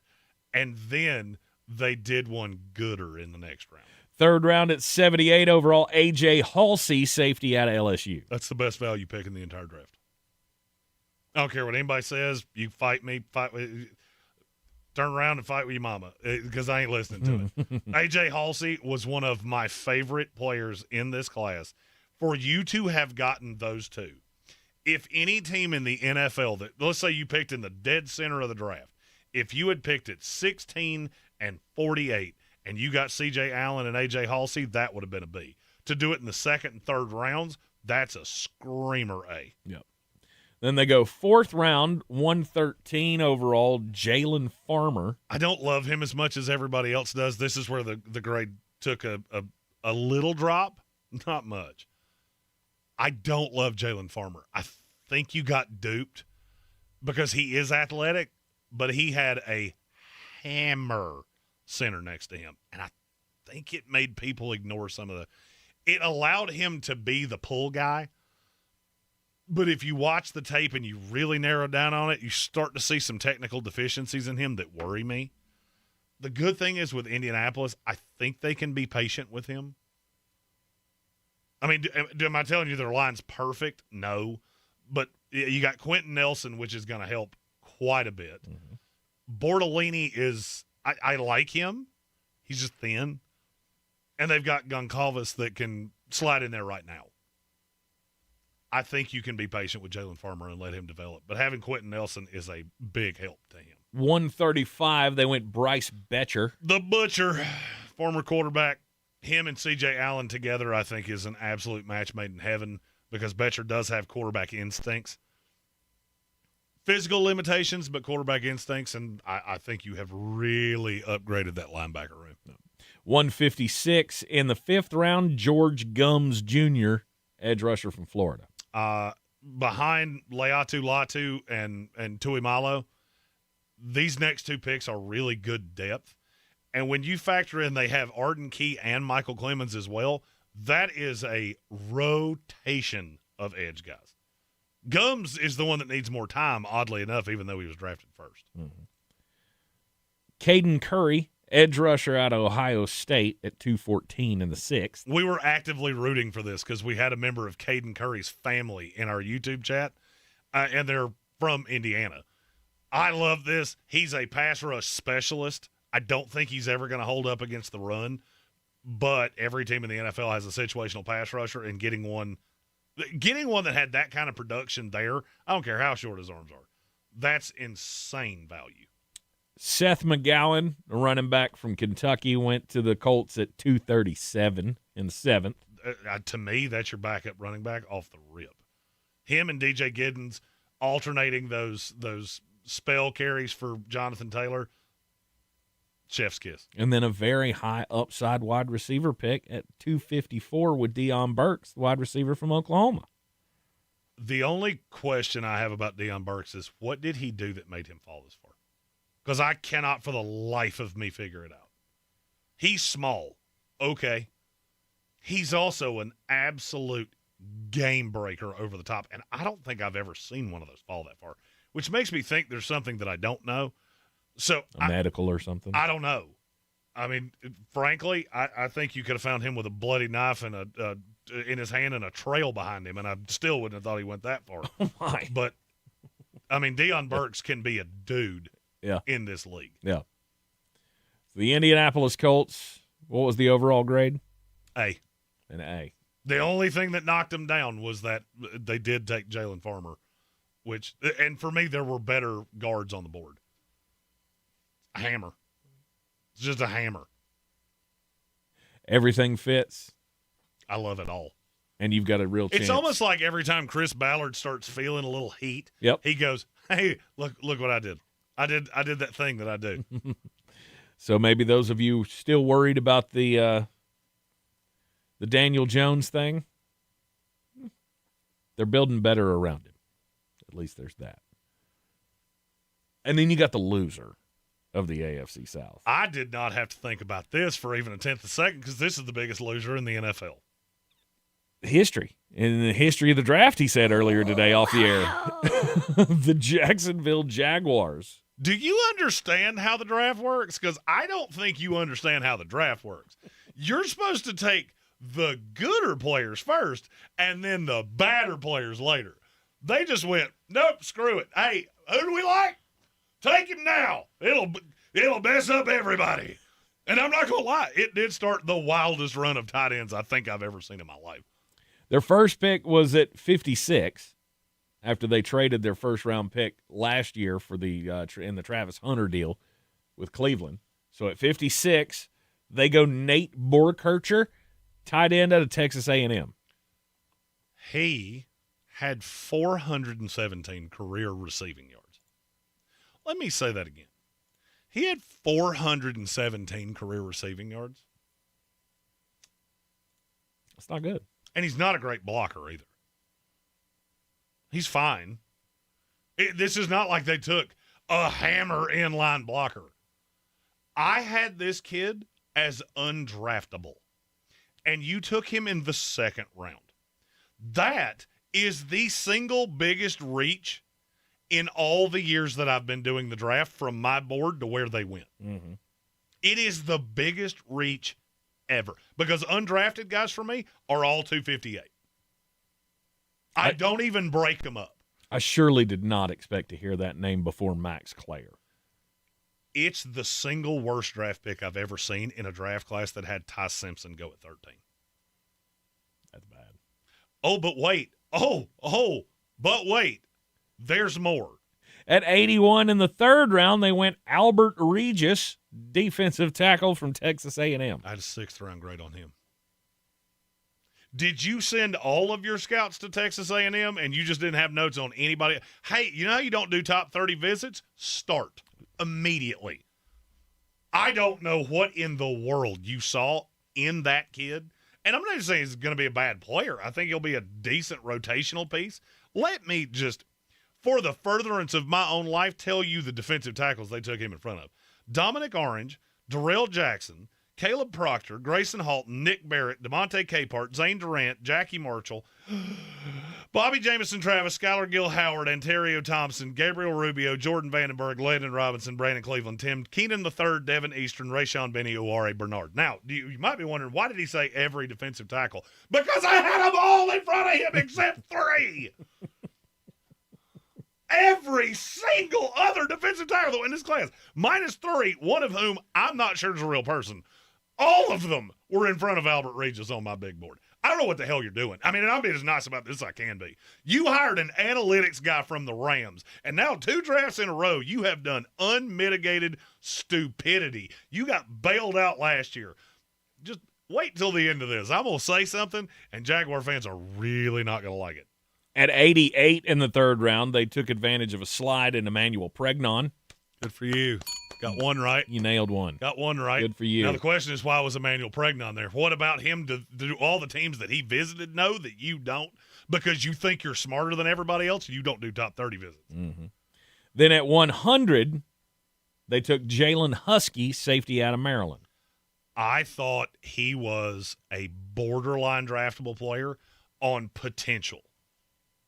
I also said he should not see a field outside of a special teams play for 3 years. That's what you took in day 2 of the NFL draft. You were already an F before you did another thing. But wait, there's more. Oh, it actually gets better for a second. Well, I mean, Wesley Williams at 119. Sure, love edge that rusher kid. out of Duke. He's good. Yeah, he was I had him as one of the steals of the 7th round. The problem is you took him in the 4th. Yeah. Literally, a very close friend of mine in the business loved Wesley Williams. If you've listened to content of mine outside of this show, you know exactly what I'm talking about. Loved Wesley Williams as much as anybody on earth whose last name wasn't Williams. He even texted me and said, that was rich for me. And I loved him. Brought him up to me no less than 10 times through the process. And that was rich for him. Tanner Koziol. Sweet. How many tight ends can you have that cannot block to save their lives? 5th round at 164. So now you have a big 6'7" slot receiver. Sweet. Well, you got a 6'4" one in the 2nd round for some reason, which, I mean, that was the mind-boggling thing about Jacksonville. Even when you got a player I like, you took them too high or they have absolutely no path to playing time, like the next guy on our list. Josh Cameron, wide receiver out of Baylor, 191 overall. They ain't going to let him play? I like him. He's your 5. Because you have Brian Thomas Jr., Jacoby Myers, Travis Hunter, Parker Washington. Where in the world is his path to snaps? Even when you got it right, you got it wrong. Mm-hmm. Also in the 6th round, 203, C.J. Williams, wide receiver from Stanford. Didn't even do a write-up on him because I thought there was absolutely zero chance he got drafted. I had him as an undrafted free agent and not a priority one. 233 in the 7th round, Zach Durfee, edge rusher from Washington. See previous comment. Same thing. He was an undrafted free agent. I didn't even do a write-up on him. 240, they took Parker Hughes, linebacker out of Middle Tennessee State. You could have taken Jack Hughes right there, the hockey player, and I would have had a better chance of knowing who that was than who Parker Hughes is. F minus. Oh, no. This is not just an F minus. This is an – hold on. I got to count them on my screen. F minus. 9. Wow. Which is also known in these circles as the Gary Busey. It's so crazy I can't even understand it. Jacksonville, do-gooder. Single worst NFL draft class I've ever seen. Mm-hmm. And I even gave you some latitude that you didn't have a first-round pick. That is the single worst draft class I've ever seen. And that right there will be what takes Jacksonville back to where they've been. You cannot do this. I have talked to a handful of people around the NFL about this. We're not just confused. We're laughing at you. There is no one on this planet that is qualified to be an NFL GM, NFL scout, NFL anything that hasn't looked at this class and gone, what have you done for the last 3 months? That was a word-for-word text message that I got over the weekend. What have they been doing for the last 3 months?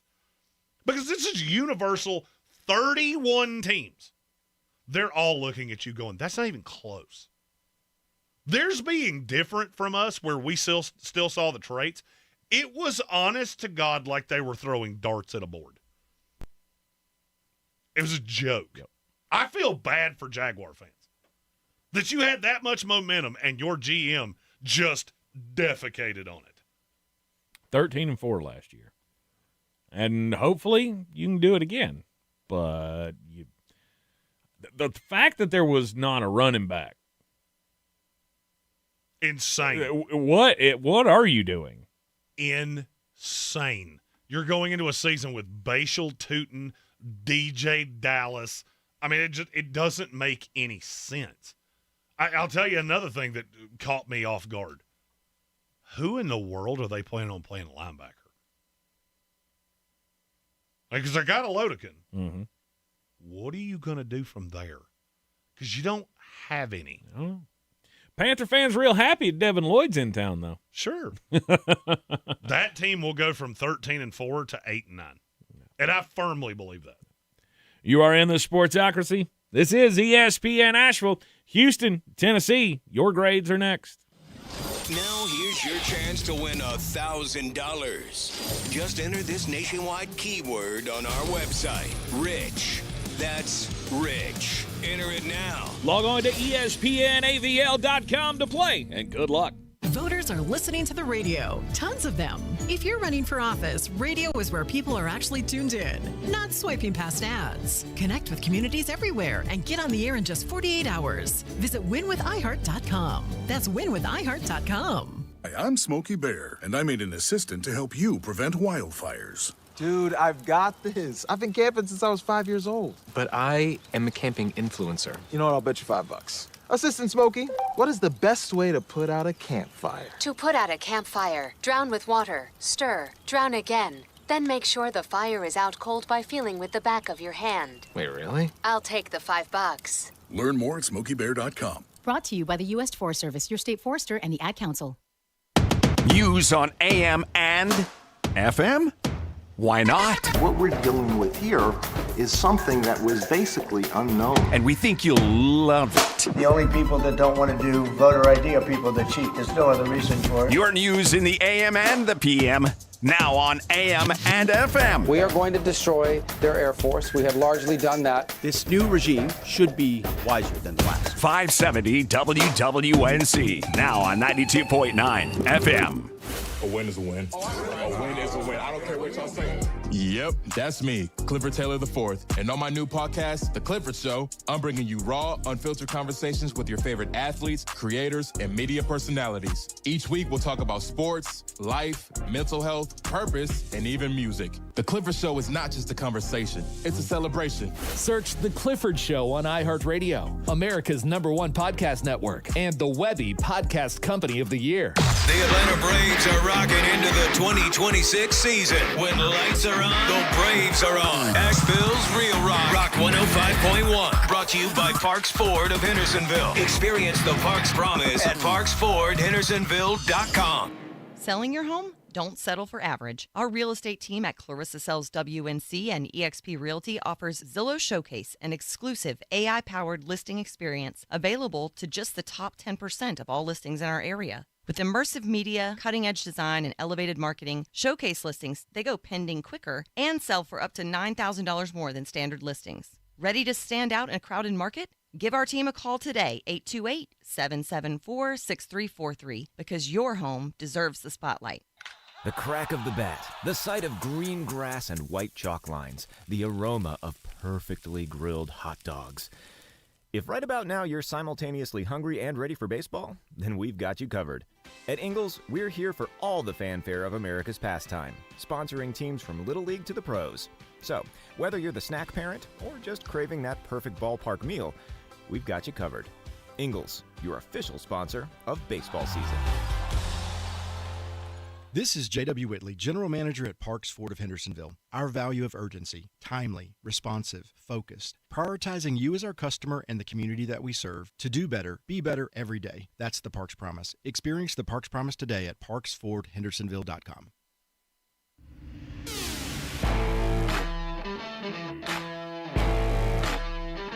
The Sportsocracy. You two are just dumber than a bag of hammers.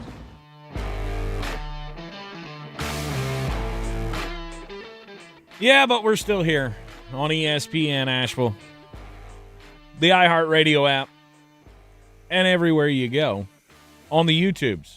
I broke a sweat yelling at the Jacksonville Jaguars. They deserve it. 100% they did. Do better. 257 picks, all brought to you live on the YouTubes. Thanks to our good friends at Ingles Supermarkets. Low prices. Love the savings. Appalachian Motor Coach, Eddie, did a hell of a job MVP. getting us up there, chauffeuring us around town. And just, I mean, all we had to do was get him a little suit, and then we'd have felt like we belonged in that VIP parking lot. I'm still stuck on that. We were talking to Cole earlier, the owner of Appalachian Motor Coach. We were parked beside. We were so close to Nick Saban's bus that off our bus we could have peed on Nick Saban's shoulder. Mm-hmm. And I can't wait to hear the story of how did you get our bus back there? I mean, there were armed like army guys going, "No, you don't need to be back there." And Eddie went, "Oh, I think I do." They went, "No, you don't." Come on in. Okay, go ahead. He said it twice. I mean, he said it with real authority, so we'll let him on in. And of course, our good support from Parks Ford of Hendersonville. The Parks Ford Mobile Studio enjoyed the week off. It did. And now it's we're reunited and feel so good. And for whoever that was on the Jeff Bowen Bridge earlier today, I'm not sorry. Put it in D. It stands for go! The long pedal, buddy. I will say, not having driven a vehicle for 6 days, I came back, and my patience for your inability to do the speed limit is zero. And, of course, our best good friend, Clarissa Marshall. Clarissa sells WNC.com. We could not do any of this without their support. We're forever grateful. They were as they always are. They were so supportive and so kind to all the things that we did. It was the best week we've ever had. Yeah, I'm in. It was the best week we've ever had at any event we've ever done. And next year, we're just going to do 8 of those. Let's see. Let's get back into the draft grades for the 2026 NFL Draft in the AFC South here. Next up, we're going Houston Texans. They had the 26th pick in the first round, and they took Keelan Rutledge, the guard from Georgia Tech, which blew my mind. I did not think that Keelan Rutledge had that kind of juice to get into the first round of this draft. Even after I told you he did. Because I said that last week. And I didn't thought believe it was you. Pittsburgh. And I didn't believe you. I didn't believe somebody would do it. And they did it. And I got no problems with it because that kid is just dog. I mean, he's awesome. He is a dog. I love that Houston did it because what that signals to me is that everything Nick Caserio said to us of we think we had the best offensive line in it, he knew that was as stupid as we did. Mm-hmm. And I love that. I really do. Don't give him nothing. Hey, you know what? Lie to us. We're used to it. Just do it. Lie to us. You've got Wyatt Teller, Keelan Rutledge, Ed Ingram. I would say Rutledge is probably going to be slow-rolled, and he's the replacement for Teller. I love it. I love it. Mm-hmm. I love it.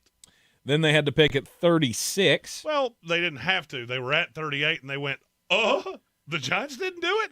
Here we come. Traded up to go get Caden McDonald, the tackle out of Ohio State. You could have drafted Looney Tunes characters from here, and you were still getting a B. Daffy Duck could be a receiver for the Pittsburgh Steelers. I love Caden McDonald. That's who I had him taken in the first round. And, yes, this is only a few picks later, but not having to give up virtually anything to do it. You go up there, get your dude. Beautiful. Mm-hmm. Now, from there, it took a bit. As they say, it was the best of times. It was the worst of times. At 59 in the second round, they went with Marlon Klein, the tight end from Michigan. Tank, I'm going to take you way back in time to about 2 weeks ago when we did the Josh Rosen team. And I said Marlon Klein was the tight end on that team because I keep hearing he's going to go that he will be overdrafted. Well, I believe I figured out who that team was. I, for the life of me, could not tell you what Houston saw in him to go, we're going to take him in the second round. Now, the thing that saved them is he's only the second worst tight end pick in his own division, which that helps. Yes.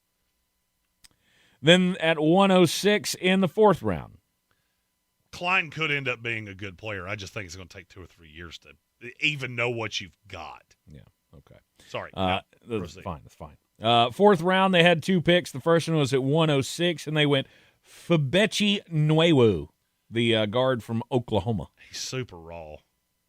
Now, you got time. Mm-hmm. This is where I get to the point of, okay, how many guards do you think you need? Because you already had 2 starters. You added another one in the first round. Now this gives you a 4th guard that doesn't really have much of a path to the field. I like that. Development guy. He is raw. Mm-hmm. It felt early to me. Yeah. 123, they took Wade Woodaz. This is certainly early. Linebacker from Clemson. This is certainly early. I mean, I had him pegged as probably an undrafted free agent because he's just a first 2 downs guy. He's never going to hold up against the pass. So I don't really know what you did there. 141 in the 5th round, they went Kamari Ramsey, safety from USC. Now, the other thing that really rattled me about Wade Woodaz, how did he go in front of Kyle Lewis? I don't care if Kyle Lewis was 5'4", weighed 113 pounds. He still should have gone in front of Wade Woodaz. The next pick was what? Kamari Ramsey. I like this one a lot. I cannot get a good beat on why he fell. I mean, this kid can be a hammer. And he could, if you go back a year in tape, he could be one of the best safeties in this class, not named Caleb Downs. I was shocked when he fell to round 5. That was a great pick. 204, 6th round, Lewis Bond, wide receiver from Boston College. Lewis Bond can move. I mean, this kid's really shifty. I mean, he's not your 4.25 guy, which at 5'11", 190, that worries you a little bit. That feels like Tank Dell insurance to me. Not that he would be the one that replaces him, but that he would be the one that takes that bottom of the roster spot to injuries and things like that. Right. And then Aiden Fisher, linebacker from Indiana at 243 in the 7th. Yep, this is what saves the Woodaz pick for me because Aiden Fisher was significantly higher on my board than Wade Woodaz. He was one of those guys that went from JMU to Indiana with Cignetti. Mm-hmm. And the tape on him, he's just always in the right spot. Yeah. He was a step below the Luis and the Rodriguez and the meaty clackers of this class, but he was on the very high side of those day 3 guys. Overall, the class, Houston, they get? Houston was a B- for me. B-. All right. And then the Tennessee Titans. Over the 7 rounds, Tennessee did some things. Their first pick in the draft was that was a weird one for me. I was not expecting at 4 to hear the name of Carnell Tate, wide receiver from Ohio State. I knew they really liked Tate. They had said it throughout the process. So I wasn't shocked that they found a way to get him. I was shocked that they did it at this point. Right, that they didn't trade down and do it. That I would have expected.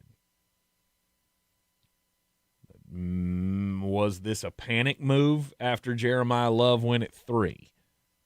I don't think so. I mean, I do believe it was – I think they always knew there was a possibility the Jets were going Bailey, the Cardinals were going Love. And I fully believe they tried to trade out. I would say they were probably calling Washington. They're probably calling Kansas City. We know there's players here that you like. And they went, yeah, but see, we already did that thing of we know one of you now is going to have to go off book. So let's see what you do. Mm-hmm. And then maybe we'll talk to the Giants. No. I don't dislike Carnell Tate as a player. I just don't see him as a legit 1. To me, he's like a 1B. It's very high. All of that being said, he was either the best or second best receiver in this class, depending on who you talk to. You drafted a guy at number 1 last year, and you're getting a weapon for him. Mm-hmm. I'm not going to rail on you for that, in spite of the fact I think you took him too high. Then they go 31, the end of the first round. They traded in back up with Buffalo to get this spot, and they go Keldrick Falk, edge rusher from Auburn. I think maybe Robert Saleh learned a lesson of, hey, the thin lineman, thin edge rusher that I can't play on rundowns, that doesn't work so hot. So let's go get a beast. I mean, Keldrick Falk is a gigantic man and just absolutely plays. The tape was not always there because the production wasn't always there. But he's still young. This kid's young as all get out. And I'm shocked he fell as far as he did. Yep. I had been told he was the backup plan for the Cowboys at 12. So to get him at 31, great value. Then 60 in the second round, they go Anthony Hill Jr., linebacker from Texas. Love it. That's 2 absolute pieces to that Robert Saleh defense. I had not really considered Anthony Hill playing in that system, and the more I've thought about it, the more I like it, because it puts him more within the confines of, instead of just playing with your hair on fire, which he did quite often. You've got to roll. He's going to blitz some. So he plays like that Quincy Williams role? That was the name that kept coming to me of, I don't think he would ever be the player he was with the Jets with anybody else, but he was with Robert Saleh. And the more I thought about it, the more I liked it. Then they go Fernando Carmona after sitting out the 3rd and 4th rounds. They fell all the way to the 5th round at 142. Fernando Carmona, guard out of Arkansas. He's a BDD. He was my Mr. Irrelevant in the final mock draft. I had him going to the Broncos. Mm-hmm. So this was a little bit of a reach for me, but I rarely will ever – I won't throw too much shade at guys you take in the 5th round because there are a lot of variables there. You possibly found a starting running back in the 5th round at 165. Nicholas Singleton, running back out of Penn State. You know how much me and Jeremy both love this guy. And you know what? Good for Tennessee for being the one to stop the fall. Be patient and let the board come to you, which is exactly what they did. I think Nicholas Singleton will be the starter of this team before it's all said and done. Jackie Marshall in the 6th round at 184 for the Tennessee Titans. He's a defensive tackle out of Baylor. Jackie Marshall is a wild prospect. That kid played outside linebacker 2 years ago and then beefed up and wound up as a defensive tackle. He's super athletic. Mm-hmm. I mean, that's the definition of a solid guy because he's just like Michael Clemens. A lot of people said that kid can't play in the NFL. He can with Saleh. I think he'll be a nice rotational piece. Might take a year. Pat Coogan, the center from Indiana, 194. You don't often see teams get players that I think will be starters in the 6th round, but I do think Pat Coogan's probably the day 1 starter for the Tennessee Titans. And then the 7th round, 225, Jaron Kanak. That kid is freakishly athletic. He's a linebacker that converted to tight end, and he doesn't even know what he doesn't know yet. That's the Chigakonkwo replacement in their own minds a year from now. Mm-hmm. But, I mean, you're really going to have to coach this kid up. Well, there's not many buts in that draft class. Oh, it's a big old buh. It's a B. Mm-hmm. I think you took Carnell Tate too high, but I think he's a good player. That's the only knock. Okay. I mean, what else can you be angry with? I like so much of what they did. Sure. It's hard for me to say too much bad about it. Right. That's a draft that's a Robert Saleh draft. It also tells me that you're in lockstep with Borgonzi, mm-hmm. because these are guys that very much fit Robert Saleh. He had more of a hand in this than I would say than probably 3/4 of the coaches in the league had in their draft. Yeah, which is a good sign. Other than Nicholas Singleton, I think my favorite part of it was the Keldrick Falk, because when I saw Keldrick Falk, I thought, holy cow, that defense is going to be nasty once again. You are in the Sportsocracy, and this is ESPN Asheville. We will kick off the draft grades for the AFC West when we return. ESPN Asheville, your mountain weather forecast. We do have some rain in the forecast this week, Tuesday and Wednesday. Looking good with sun and clouds this afternoon, 75. Tonight will dip to about 50, a few clouds around. Thickening clouds and a few showers around tomorrow, maybe a thunderstorm, high 75. Wednesday, a few showers, maybe a thunderstorm, 75, and those will last into Wednesday night. But then the cooler weather arrives Thursday, sunshine 65, lows in the 30s. From the Weather Channel, I'm Ray Stage. This report sponsored by the experts at Howard Hanna Beverly Hanks Real Estate, the real estate leader in Western North Carolina. Howard Hanna Beverly Hanks Real Estate is not like other real estate companies. They're built differently. As the #1 family-owned real estate company in the U.S., proven expertise and personalized service delivers results. Let them show you how at Howard Hanna Beverly Hanks. Dan Scott here, inviting you to check out my new show every Sunday, 8 to 9 a.m. here on ESPN Asheville, where we bring sports and faith together. The Dan Scott Show, 8 a.m. Sundays on ESPN Asheville. Skip this. Tap that red talkback mic on the iHeart Radio app while listening to your favorite station. You guys rock. Instant feedback. And the best feature, if you mess up, hopefully I'm sending these messages correctly. Do it again. Leave a talkback now on the free iHeart Radio app. 63 Americans a day die by gun suicide. By storing our guns safely, locked, unloaded, and away from ammo, we can give our loved ones a second chance at life. Learn more at endfamilyfire.org. Brought to you by Brady and the Ad Council. News Radio 570 WWNC, now on FM. Yeah, we're now on AM and FM. It's too much news for one band. News Radio 570 WWNC, now on 92.9 FM. This is J.W. Whitley, General Manager at Parks Ford of Hendersonville. Our value of commitment. Committed to you as our customers and the community that we serve. To do better, be better every day. That's the Parks Promise. Experience the Parks Promise today at parksfordhendersonville.com. You might not know this, but at the Ingalls Bakery, we actually bake things. Like crusty breads, delicious apple fritters, cakes for any occasion. And did we mention the cookies? It's all in the bag. Ingalls. Low prices. Love the savings. Clarissa sells WNC as the #1 team in Buncombe County. We have the customer service experience to assist you in achieving your real estate goals. Our team offers something that 90% of listings in our market won't have, Zillow Showcase. Check us out at clarissasellswnc.com. I'm Coley Duffy. I'm Cody Ward. And we're the Chainsaw Brothers. Actually, we're cousins. A few days after Helene, we was in the driveway having a couple beers, waiting on the power to come back on. And we heard so many people calling, needing trees removed, and couldn't afford it. So I called my dad to borrow a chainsaw, and over the next few months, we cleared trees for our neighbors. Our business was born out of wanting to help Western North Carolina get back on our feet. We are fully insured and licensed. We keep our promises, meaning if we say we're going to be there, we'll be there.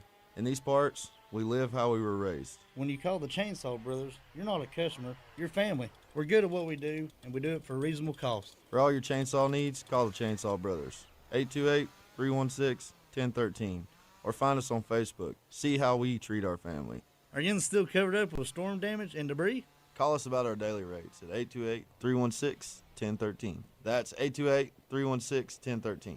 We're the Chainsaw Brothers, and with our neighbors, we are Western North Carolina strong. Woohoo! Who's gonna break the news?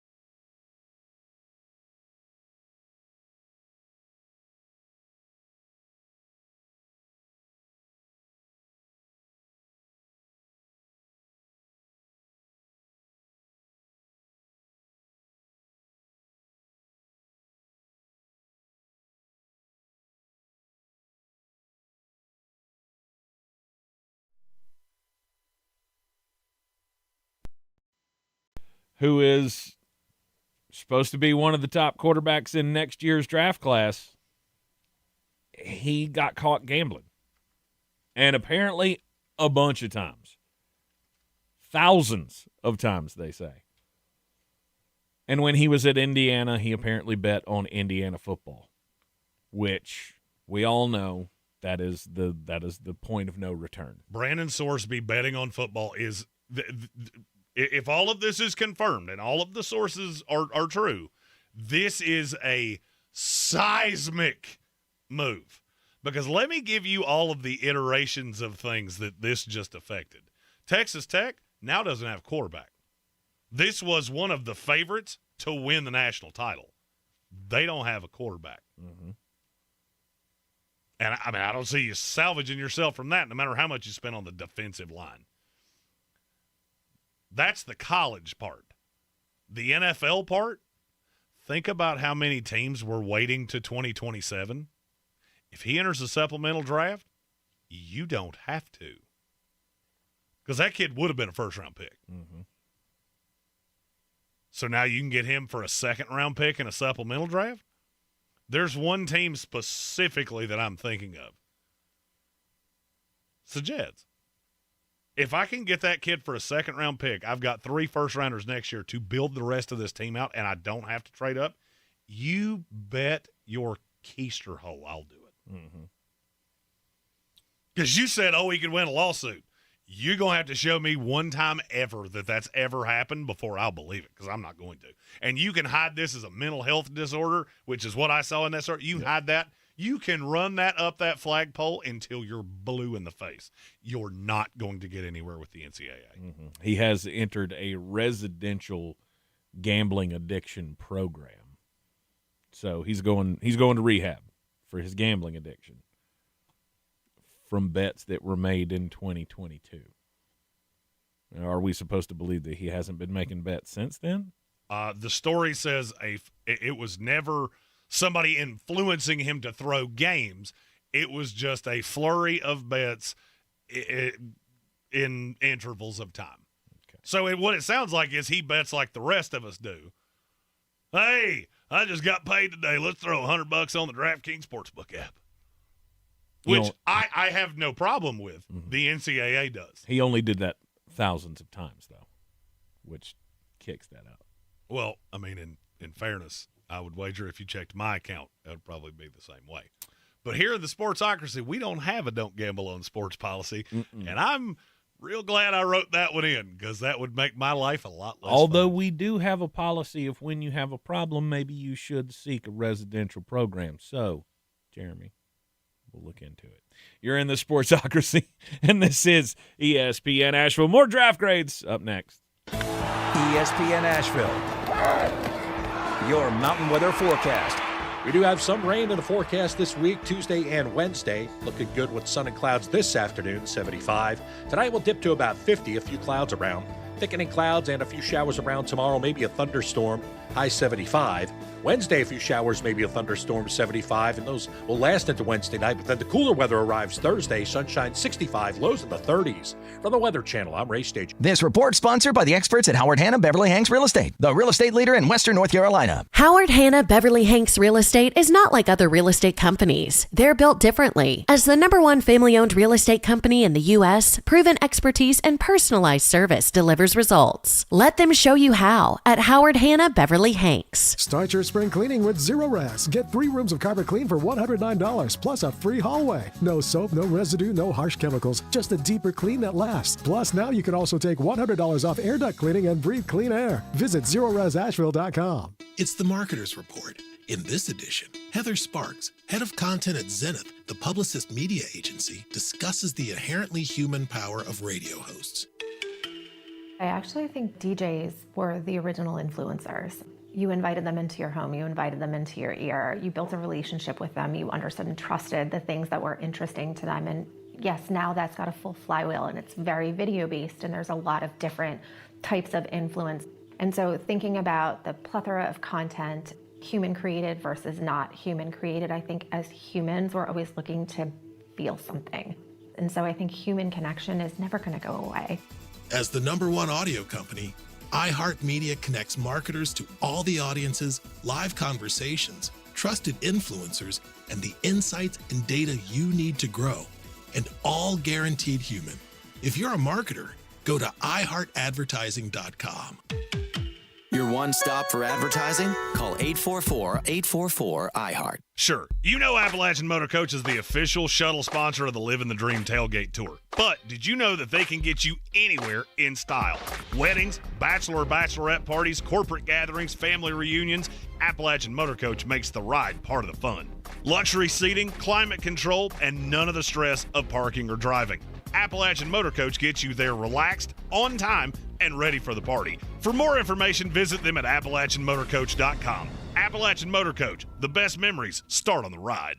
Do better, be better every day. That's the Parks Promise. Our mission, to improve lives with every interaction. This is JW, General Manager at Parks Ford Hendersonville. Experience the Parks Promise today at ParksFordHendersonville.com. That's ParksFordHendersonville.com.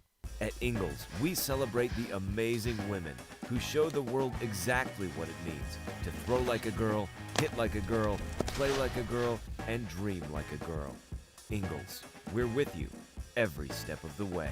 Selling your home? Don't settle for average. Our real estate team at Clarissa Sells WNC and eXp Realty offers Zillow Showcase, an exclusive AI-powered listing experience available to just the top 10% of all listings in our area. With immersive media, cutting-edge design, and elevated marketing, Showcase listings, they go pending quicker and sell for up to $9,000 more than standard listings. Ready to stand out in a crowded market? Give our team a call today, 828-774-6343, because your home deserves the spotlight.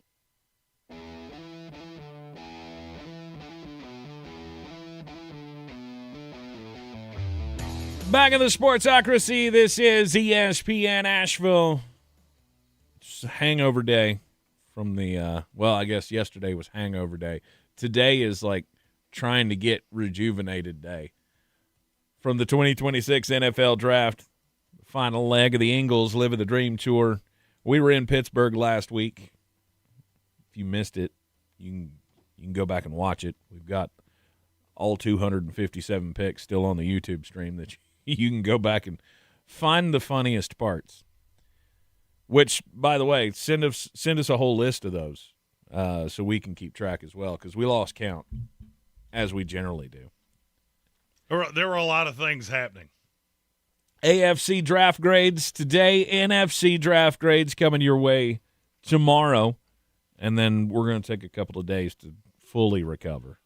It's a nice way to say Jeremy's going to go play golf, and Tank doesn't want to talk to himself. Yeah, that pretty much sums it up. The winner of the draft for the AFC West is the Kansas City Chiefs. It's Kansas City Chiefs. And to me, it was close-ish. Mm-hmm. The Kansas City's the winner of the you went up and got your guy. I said this it blew my mind how many people were shocked by that. That Mansour Delane was their guy. You went up and got basically a mirror image of Trent McDuffie. Why was this surprising to anyone? Mm-hmm. And the number of people that gave that a bad grade blows my mind. Traded up from 9 to 6 with the Cleveland Browns to get Mansour Delane, the cornerback out of LSU. He was head, shoulders, knees, and toes, the number one wide cornerback in this draft. No doubt. No doubt. And you nailed it. Position of need, best player in the draft, you get an A. A+. And then at 29, they got Peter Woods. A guy that we have routinely said the industry sleeping on. I do not understand what it is about him that's making him fall. Nobody could give me a good answer to it, so I'm going to stick with my evaluation of Peter Woods, which was he was a top 20 player in this class. Brett Veach does it again. And you've got him next to Chris Jones. Sometimes Chris Jones kicks out on the outside. Man, wouldn't it be nice if he had a running partner? At number 40. Hey, we found him, R. Mason Thomas. Uh-huh. That kid's going to get after quarterbacks, period. Mm-hmm. And with him and Chris Jones and Peter Woods, that's a front. That is a front that is terrifying. You got Delane and Noah Williams in the back half. The defense is going to be good. Mm-hmm. 4 in round 4, number 109, Jaden Kennedy, cornerback out of Oregon. There's slot corner. And he plays that Brian Branch hybrid, kind of plays safety, kind of plays corner. Just another piece to the defense.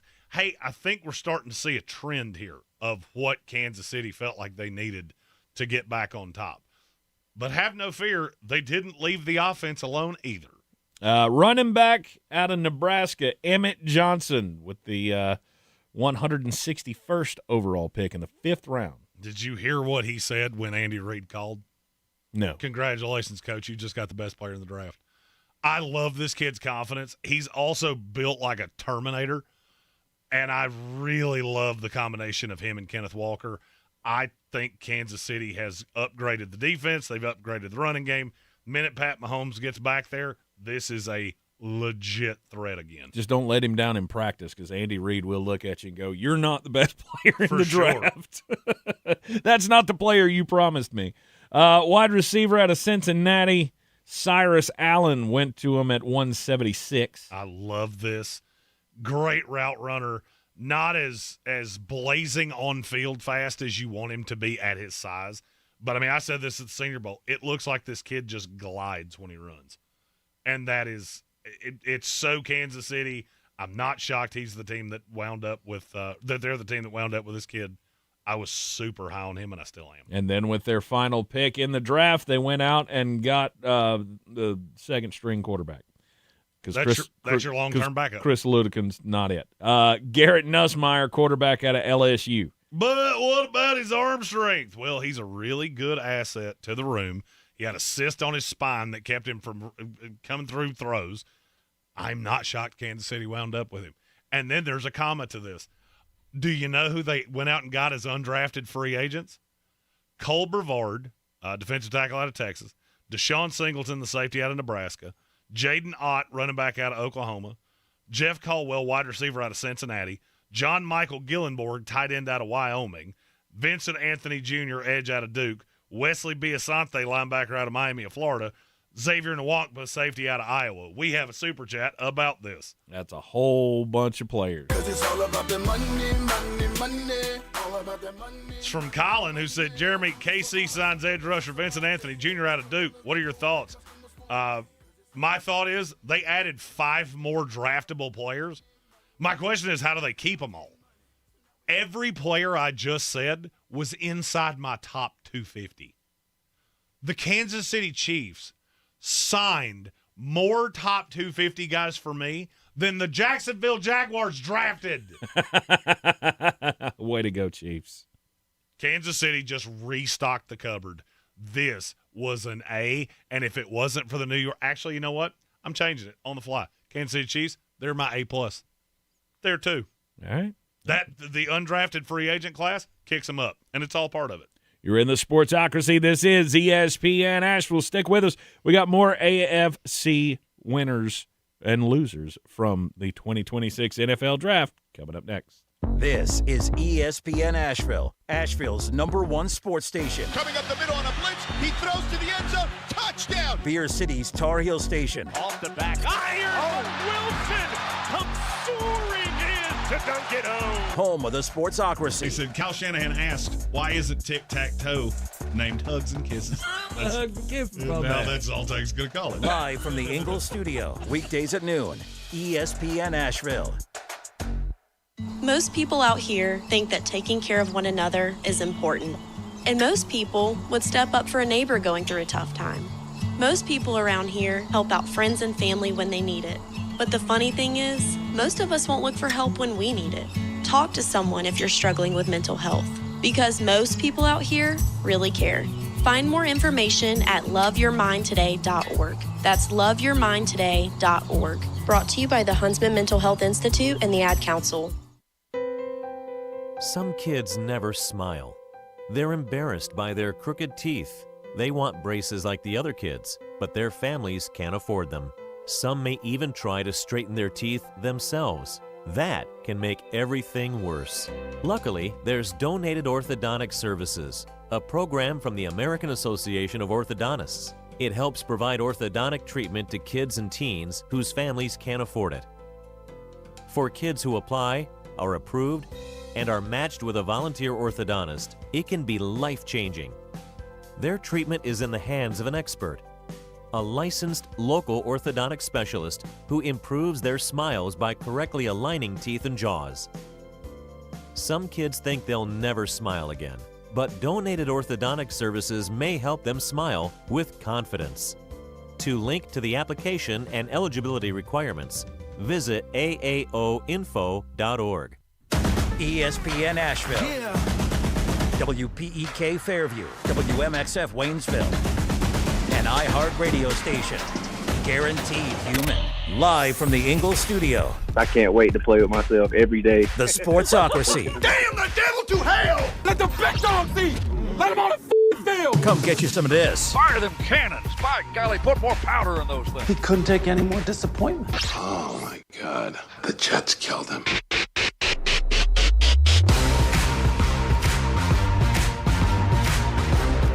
It is ESPN Asheville. This is the Sportsocracy, and we are coming to you live, heard everywhere on the iHeart Radio app and seen everywhere on YouTube.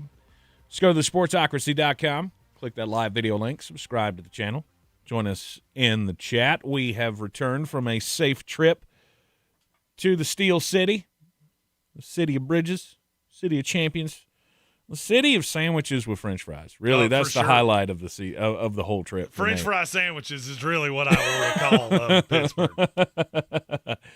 We had fun up in Pittsburgh at Acrisure Stadium for the 2026 NFL Draft.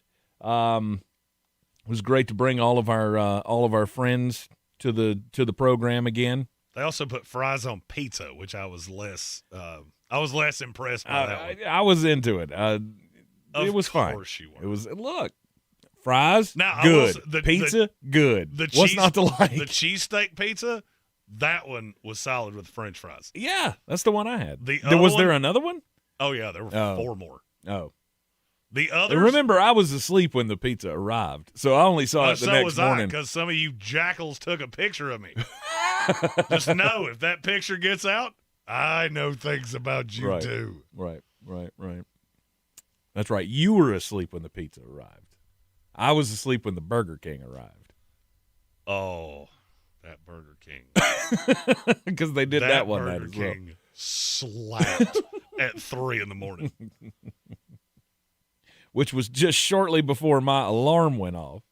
My alarm went off every morning that we were there on regular time at like 3:30. And then y'all were up when you came back. Y'all were up every moment. I didn't go to sleep before 4:25 one day that we were gone. Yep. And I woke up before 10 all but once. That's crazy. All right, we're doing the AFC draft grades. The loser of the AFC West, The Denver Broncos. Mm-hmm. What in the world was that? They picked at 66 in the third round. That was their first one. And I gave you some concessions for that. Tyler Onyedem, I'm not Dane Brugler. I didn't have him that high. And I'll be honest with you, I never at any point saw a reason to have him that high. Mm-hmm. He'll be a 5-tech in that defense. And I get it. That's a position you needed. I just don't know why you needed it that high. Fourth round, 108, they went Jonah Coleman, a running back out of Washington. I like that. That's a nice rotational running back. Mm-hmm. Cage Casey went at 111. He's the big offensive tackle out of Boise State. He'll be a guard. I really like the mean streak that kid plays with. Mm-hmm. And that's a fine pick. You're just going to notice a theme with everything I say about Denver. In the fifth round at 152, they got a Wolfpacker in Justin Jolie, the tight end. This is the one I liked. I think he can be kind of that joker piece that Sean Payton's been looking for. I was shocked he fell. In a draft where tight ends went so insane, I was shocked he fell. Agreed. And then they had the last two picks of they had three picks, in the 7th round. Sorry, I missed one. 246 first. They went Miles Scott, safety from Illinois. 1,000 players between Bill Workman and I. Neither one of us. Nope. Didn't think that. I had him on the board. It started with a 9, and it didn't. The next number was not a 0. 256, the penultimate pick of the draft. Dalen Bentley, tight end from Utah. He's the inline blocker tight end. And then the final pick in the draft was the NCAA tackles leader, Red Murdoch from Buffalo. He was probably my favorite pick they had. That's always a bad sign when it was Mr. Irrelevant. Although good for him. He does get to, after spending several years in Buffalo, he does get to go to a tropical island and have a week named after him, which is solid. Final grade for the Denver Broncos. C-. I just thought it was clunky. I know you didn't have any capital, which is why I didn't, fail it or anything like that. I thought you reached on Onyedem, and it just felt like all of them were reaches from there. All right. We have a super chat from Kevin Mullen, which I believe we should hit here. Show me the money, money. Show me the money. I like the cash. Show me the money. I mean, we can't read that. I could try. Kyle Shanahan, his doctor had bad news for him at a recent appointment when he told him that he had to stop having personal fun times. Yes. And when Kyle Shanahan said, "But Doc, why is that?" Because I'm still examining you. Question. Separate mullet draft grades for UDFAs? No, so it's all together.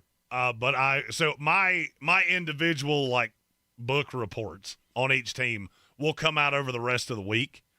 So you'll see that I break down UDFAs. They're at the bottom of the class, the ones that I think are the most important that could actually make the roster. And then there's a full write-up for each team. And those will be out starting Wednesday. Thank you for all of the Shanahan and Ananisms. That was fantastic. That is a solid one right there. Continuing with the AFC West draft grades, Las Vegas Raiders up next. They had the number 1 overall pick in the draft, and it was not a surprise.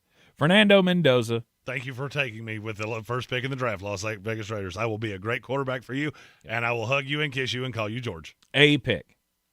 Sure. 38 in the 2nd round. They went Traden Stukes, cornerback out of Arizona. He's safety. He's more a safety than he is cornerback. I love that pick. I love that kid. It's from here. The Raiders' grade is not going to be as high as people think it would be because I like a lot of the players they took. Yep. It's the next one is where I had a problem. All right, at 67, they took Kieron Crawford, edge rusher from Auburn. It's a bit of a reach. I like the kid. Where's the receiver? That's going to be a real common question over the course of this. You just drafted a quarterback at 1. You have arguably the worst receiving core in the league, and you didn't take one there. And I can, for the life of me, not figure out why. Then at 91, surely they'll get a wide receiver here. Nope. Trey Zune, guard from Texas A&M. Love him. I think that's your center for the long haul, probably at the expense of Jackson Powers Johnson, who probably has to slide into or will have to continue to play guard. 101 in the 4th round. We're here. Nope. But Jermod McCoy, who the injury apparently scared the hell out of teams. Oh, it was a bone plug. What is that? Be real careful saying that phrase. I learned that the hard way over the course of the weekend. So basically they take bone from another place and they fill the bone in your knee. The problem is that you can only really do that one time. If they have to do it again, which we may already be there, that he needs that done again. If they have to do it again, you're done. There's just not enough to hold it in place. So, there were a slew of teams that did not have that kid on the board at all. So it could be a high upside pick. He could be a great corner in the NFL for 3 years and then be done. Mm-hmm. It's definitely in the range of possibilities. Yep. And then at 122 in the fourth round, wide receiver here. Well, I mean, kind of. He used to play wide receiver. Mike Washington Jr., running back out of Arkansas. If I live to be 200 years old, I will never understand how this kid fell this far down the board. Now, him and Ashton Genty, we're talking. Because he does all the things that Genty doesn't. Mm-hmm. 150, the fifth round. Shirley here. Nope. Here we needed the other secondary player from Arizona. I guess they were really worried about trading Stooks, not knowing anybody in Vegas. And they went, let's bring Dalton Johnson in. He was so far from a draftable grade that, I mean, it's shocking. And with the receiver still on the board, that one just bumfuzzles me. How about 175 in the fifth round? Nah. Hezekiah Massis, one of the biblical brothers. I love this kid. And I think if McCoy is upright between him, Hezekiah Massis, and the kid from Iowa State from last year, Jaden Higgins is the only thing in my head. That's not the name. The name will come to me in a second. Jalen Noel? No. It's the other receiver. You have your corner room for the long haul. The only thing is that you've done all of this at the expense of your wide receiver room. And I can't – Darian Porter, by the way, was the name I was looking for. Okay. I can't figure out why one would do that. Especially after you went and got Taron Johnson. You drafted Darian Porter last year, and you have Eric Stokes. You drafted two corners that are going to be backups at the expense of a receiver, and you're currently starting Jack Betch, Jalen Naylor, and Trey Tucker. Woo! 195 is where we finally see that wide receiver. Hey, Malik Benson, a guy that I love and did not know if he was going to get drafted. Love the pick. Mm-hmm. I like what you did. I just don't understand how it took you so long to do it. And then they closed out at 229 with Brandon Cleveland, defensive tackle from NC State. Who I like. He's a piece. Just a rotation guy. Mm-hmm. Safwan Malik asked, why does he have to do it again? He just tested for the draft. Yeah, but he didn't know. He ran a 40 at his pro day. That's the only time we've actually seen this kid run. And apparently there are some people that think it's not just the bone plug. There's a degenerative issue in his knee as well. So now their team's just going, we can't pass this guy. I'll put it this way. This is how bad the knee is. No insurance company on the planet will cover him. Mm-hmm. Like when he's done, he's done. No future earnings payout, no nothing. That's how bad that knee is. Wow. And I have that on real good authority. Final draft grade for the Las Vegas Raiders. Oh, it's a B. I mean, even with the receiver thing, you still added a ton of players that I really like. Mm-hmm. I just and Safwan said it's Betch. They like Betch. They don't think he was used appropriately. They still like Dante Thornton. I really hope you're right. Really hope you're right. All right, and then that brings us to the final team in the AFC West, the Los Angeles Chargers. They had the 22nd pick in the first round, and they go Akeem Mesidor, edge rusher from Miami. Hey, somebody for some nice elderly musings for the rest of the rookies because he's 87 years old. Mesidor was the pick they had that I liked the least. Now, that's a win-now team. Mm-hmm. He's a win-now player, but he is 25 years old. Yeah. 63 in the second round. They went Jake Slaughter, the center from Florida.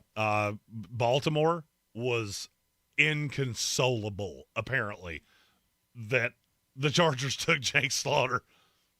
I tried to tell everybody, this kid is technically as good as you'll ever see center-wise. He's just not the athletic freak. 105 in the fourth round, they went with a wide receiver, Brennan Thompson out of Mississippi State. Crazy, unmitigated, wild speed. I mean, he's a 4.28 guy?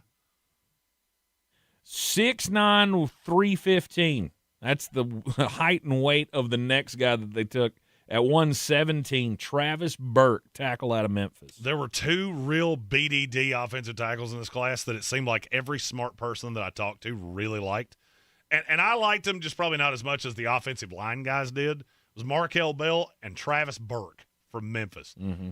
That's a nice protection for Alton Slater because he can play on both sides. I prefer him on the right, but he can play on both sides. Interesting fact here. The Arizona secondary will have no one left in it, apparently. They're all gone this year. 131, Genesis Smith, the other safety from Arizona, goes to the Chargers. That kid can really play. I mean, the tape on it, I thought he was going on night 2. So for him to fall here where you get him in the back end of the 4th round, that kid can be a hammer against the run. And he's no slouch against the pass. Mm-hmm. Big knock on him at times has been he's not necessarily the best tackler you've ever seen. 5th round at 145, they get Nick Barrett, defensive tackle from South Carolina. Probably going to be a 5 tech for them if I had to wager. Not really big enough to be a true nose. Super talented player, raw as all get out. So that's a projection. 6th round, they had 2 picks. The first one at 202, Logan Taylor, the guard out of Boston College. He needs a lot of time, but he is a body that you can throw at this thing. And then 206, they took Alex Harkey, guard out of Oregon. That was the one I liked better. That's a conversion, so he was a tackle. I've heard teams say they think he can play guard or center. If I were a betting man, I will bet you the Chargers are going to train him for both. Okay. I think he's going to be the swing in the middle. Okay. All right. Backup for Slaughter. Yes. All right. Probably a backup. He'll be that guy that you see in the 3rd line on every depth chart, and he's in the 3rd line at 3 positions because he's there for all of it. I was shocked he was still there. He was one that I had pegged to the San Francisco 49ers at the end of their – and I think they were done at, 139? Something like that. I thought he was going to be their last pick. And the overall draft grade for the Los Angeles Chargers? It's a B+. Because even just going past your picks, then you get into the UDFA market. Nadeem Tucker, who I'm a huge fan of. Can't believe he didn't get drafted, even though he is 82 years old. Lander Barton, Jerry Wilson, slot corner out of Florida State, Isaiah World, the big BDD from Oregon that had – so probably going to have to – his rookie year will basically be a medical year. But a year from now, that's another piece into that offensive line. If you can get him right, he could be really, really good. Yep. You are in the Sportsocracy. It's ESPN Asheville AFC draft grades. We will get to the AFC North after we return. Did you hear what just happened? What? Yes. It's all live on the iHeart Radio app. Breaking news. The stories blowing up your group chat. I spoke to Diddy. The interviews everyone's talking about. Just the 2 of them. The real-time reactions. Damn. The wins. Okay. The losses. This isn't yesterday. This is happening right now. Accurate news and fun shows. And you're in the middle of it. Hit the talkback mic and jump into the conversation. I've been leaving talkbacks every day. iHeart Radio, where it's always happening live. I think it's just vapor. Vaping is safer than smoking, isn't it? One vape pod has as much nicotine as 1 pack of cigarettes. Get your head out of the cloud. Talk to your kid about vaping. Visit talkaboutvaping.org. Brought to you by the American Lung Association and the Ad Council. Now here's your chance to win $1,000. Just enter this nationwide keyword on our website, cash. That's cash. Enter it now. Log on to ESPNAVL.com to play, and good luck. At Ingalls, we know that fresh means local. The best ingredients don't come from a world away. They come from your own backyard. From the farms we support, to the stores we love, to the tables you treasure. Ingalls, we're with you every step of the way. Selling your home? Don't settle for average. Our real estate team at Clarissa Sells WNC and eXp Realty offers Zillow Showcase, an exclusive AI-powered listing experience available to just the top 10% of all listings in our area. With immersive media, cutting-edge design, and elevated marketing, Showcase listings, they go pending quicker and sell for up to $9,000 more than standard listings. Ready to stand out in a crowded market? Give our team a call today, 828-774-6343, because your home deserves the spotlight. I'm Coley Duffy. I'm Cody Ward. And we're the Chainsaw Brothers. Actually, we're cousins. A few days after Helene, we was in the driveway having a couple beers, waiting on the power to come back on. And we heard so many people calling, needing trees removed, and couldn't afford it. So I called my dad to borrow a chainsaw, and over the next few months, we cleared trees for our neighbors. Our business was born out of wanting to help Western North Carolina get back on our feet. We are fully insured and licensed. We keep our promises, meaning if we say we're going to be there, we'll be there. In these parts, we live how we were raised. When you call the Chainsaw Brothers, you're not a customer, you're family. We're good at what we do, and we do it for a reasonable cost. For all your chainsaw needs, call the Chainsaw Brothers. 828-316-1013. Or find us on Facebook. See how we treat our family. Are you still covered up with storm damage and debris? Call us about our daily rates at 828-316-1013. That's 828-316-1013. We're the Chainsaw Brothers, and with our neighbors, we are Western North Carolina strong. Do better, be better every day. That's the Parks Promise. Our mission, to improve lives with every interaction. This is JW, General Manager at Parks Ford Hendersonville. Experience the Parks Promise today at parksfordhendersonville.com. That's parksfordhendersonville.com. Sure, you know Appalachian Motor Coach is the official shuttle sponsor of the Living the Dream Tailgate Tour. But did you know that they can get you anywhere in style? Weddings, bachelorette parties, corporate gatherings, family reunions, Appalachian Motor Coach makes the ride part of the fun. Luxury seating, climate control, and none of the stress of parking or driving. Appalachian Motor Coach gets you there relaxed, on time, and ready for the party. For more information, visit them at AppalachianMotorCoach.com. Appalachian Motor Coach, the best memories start on the ride. The Sportsocracy. The ceiling is the roof. Let's make it happen. Let's keep moving forward.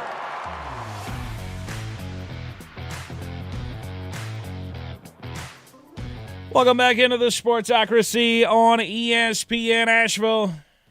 I'm Tank Spencer. He's Jeremy Greene. And we have returned from the last leg of the Eagles Living the Dream Tour, the 2026 NFL Draft. What a blast we had. Don't forget to check out our friends over at Great North Sports Wednesday nights at 8 o'clock on the YouTubes. Go over and subscribe to their channel. Tuesday nights at 8, our good friends over at Raw Dog Sports. They're live on the YouTube, so you want to go check them out as well. We just need a handful more podcasts, and we can have a whole 8 p.m. schedule. All throughout the week. Email address be Jeremy at thesportsocracy.com. Of course, you can follow us on all of the socials at The Sportsocracy. And it is time to get some Super Chats. It's all about the money, money, money. All about the money, money. We'll start with Great North Sports because Charlie had the other two, and they're both bangers on the Chargers. David said Mesidor's 25, but he had Canadian health care growing up, so he's more like 22. Good for you. Malik then said, I'm from Ottawa, and the wait times are like 25 hours. He's also patient as hell. He's patient as hell. That's right. That's right.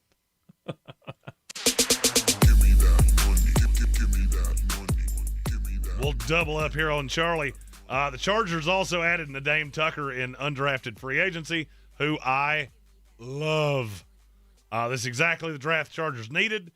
Filled their biggest needs. Needed offensive, defensive line depth. It's a Super Bowl roster. I completely agree. And then one more. It's all about the money, money, money. All about the money, money, money. Charlie asked, Slaughter will compete at left guard. Do you think he can? I struggled with this the entire process. I think he can, but I'm not positive. The fact the Chargers took him as high as they did tells me they believe he can. Because they've got Biotish that came over from Washington. Mm-hmm. So I think he'll be another one of those that's probably – he's already comfortable at center. I think he can play at guard. He's a little lead-footed, but depending on what you ask him to do, I do think he can. Yep. The AFC draft grades here in the Sportsocracy. We've got one more to do. And as Stephen Tao said earlier in the YouTube comments, it's always the AFC North getting the shaft. No, I mean, this was just kind of planned out to end it on Pittsburgh. Well, that, and we also had we did the best division in terms of composite grade. We did them last. Mm-hmm. Because there wasn't a bad draft in the North, was there? No. The lowest grade I had was a B. Yeah.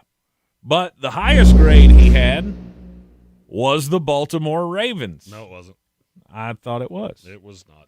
and I actually said it wasn't more than once. The Cleveland Browns, because I said it. I figured it would be Baltimore, and then it wound up not being. I heard the Baltimore part and went, that's the winner. He did that thing that he likes to do. He heard the first part of the sentence, and then the second part of the sentence didn't happen. No, it didn't. All right, explain this one. The Cleveland Browns had a good draft, shockingly enough. Cleveland crushed this draft. They traded down from 6 to 9, picked up some extra draft capital from Kansas City, and got Spencer Fano, the tackle out of Utah, at 9. And I'm going to say really good things, and then I'm going to give you I'm going to throw you a cautionary tale.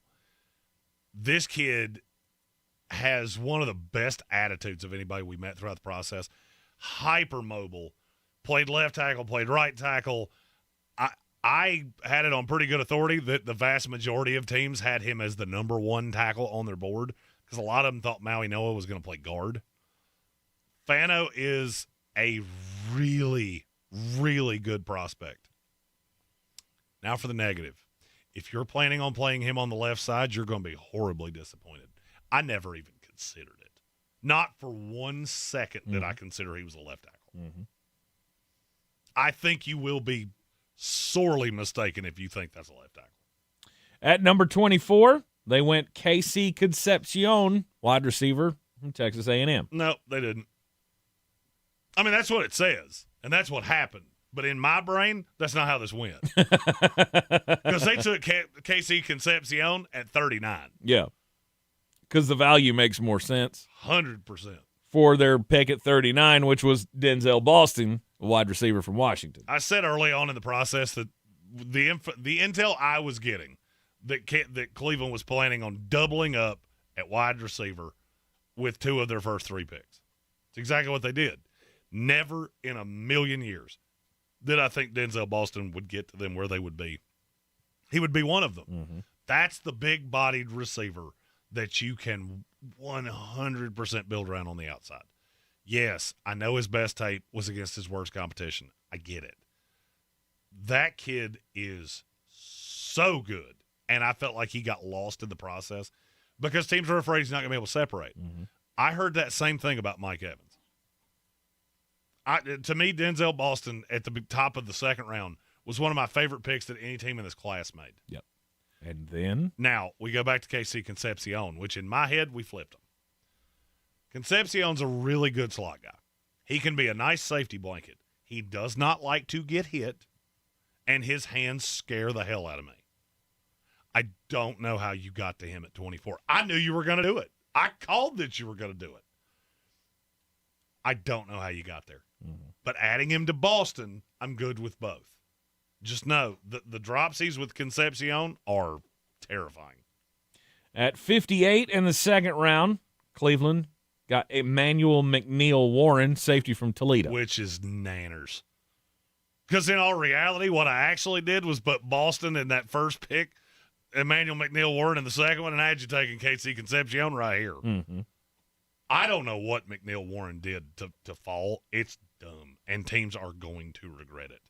That kid is going to be a 10-year starter for the Cleveland Browns. He's not crazy fast. I don't care. He is a ball hawk. Third round, 86, they go Austin Barber, tackle from Florida. He was one of the last players that came out of my top 100, and I was so angry at myself when Cleveland took him. He is so technically sound. That's a right tackle for the long haul. Parker Brailsford was the pick at 146 in the 5th. Hyper athletic, just really thin. He does project as a center, but I think he's a year away. And then they went linebacker Justin Jefferson out of Alabama with their pick at 149. If he was 2 inches taller and 20 pounds heavier, he wouldn't have been here in the 5th round. So his instincts are solid. He's just super light. And then 170 in the 5th, Joe Royer, tight end from Cincinnati. I think he visited every team in the NFL at some point. And it seemed like everybody I talked to liked him as the second tight end. Well, good thing for Cleveland, you already have Harold Fannin. So that's exactly what he is. 6th round at 182. I can't believe how many people didn't like this. Talon Greene, the quarterback out of Arkansas. I can't wrap my brain around people not liking this. You don't have a quarterback. And still don't. No, to many people. But you got another bullet in the gun. And Talon Greene's the freakiest athlete of all of them. That kid will see the field in 26. I promise you. I think that's where everybody's at is, well, I mean, okay, so we don't like Deshaun Watson. We don't like Dylan Gabriel. We don't like Shedeur Sanders. Talon Greene is a wide receiver. Talon Greene, well, I mean, and he could end up being that. Yeah. But I'll promise you, there is a package of plays with the Cleveland Browns that gets Talon Greene on the field this year. I'll bet you anything you want. Mm-hmm. And in the 7th round, their final pick, 248, they went Carson Ryan, tight end out of BYU. A lot of other people liked him better than I did. I didn't see much there. I had him as an undrafted free agent. You took him so late, I don't really care. It's fine. He's a nice third tight end. Mm-hmm. Hey. Okay. Overall grade for Cleveland was an A. Hey, that's an A draft. And that's another one. Andrew Berry, every time it's like, what are you doing? He has one of these drafts where you restock that cupboard quite nicely. Mm-hmm. Mm-hmm. So Cleveland was the overall winner of the AFC South. When we come back, we'll start the rest of the division with the overall loser of the AFC North. However, calling them a loser is a very loose term. For sure. ESPN Asheville, your mountain weather forecast. We do have some rain in the forecast this week, Tuesday and Wednesday. Looking good with sun and clouds this afternoon, 75. Tonight we'll dip to about 50, a few clouds around. Thickening clouds and a few showers around tomorrow, maybe a thunderstorm, high 75. Wednesday, a few showers, maybe a thunderstorm, 75, and those will last into Wednesday night. But then the cooler weather arrives Thursday, sunshine 65, lows in the 30s. From the Weather Channel, I'm Ray Stager. This report is sponsored by Discover. When you hear a good deal, it's natural to do a double take. That's what you might do when you hear Discover will automatically double all the cash back you've earned on your credit card at the end of your first year with Cashback Match.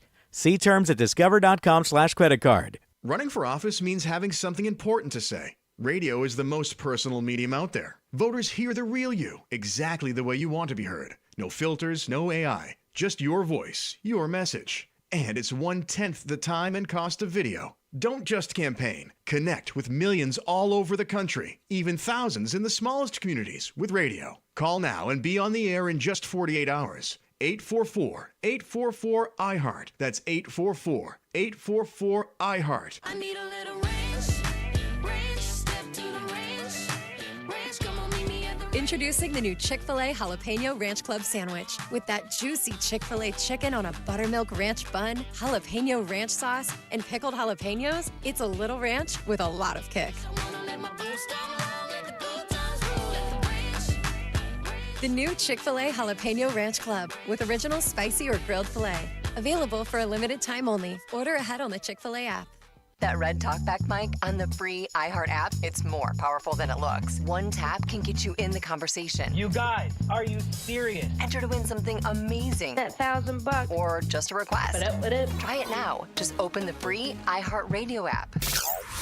This season isn't a reset, it's a reminder. The champions don't disappear. They reload, and the 2026 Atlanta Braves are ready. And Acuna swings a mighty bat. That thing is way out of the ballpark. Chopping toward another playoff run. Sale, Strider, and Schwellenbach. Acuna, Albies, Olsen, and Baldwin. The Mountains' home for Braves baseball is ESPN Asheville. Proudly brought to you by Parks Ford of Hendersonville.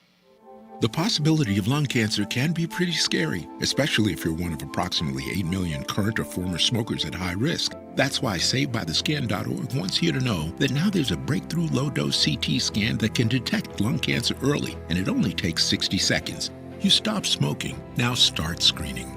For an easy quiz to see if you're eligible, visit SaveByTheScan.org. It could save your life.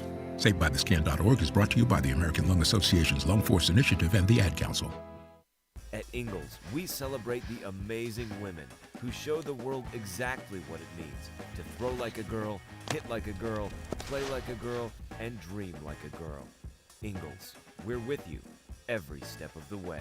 Clarissa Sells WNC is the #1 team in Buncombe County. We have the customer service experience to assist you in achieving your real estate goals. Our team offers something that 90% of listings in our market won't have, Zillow Showcase. Check us out at clarissasellswnc.com.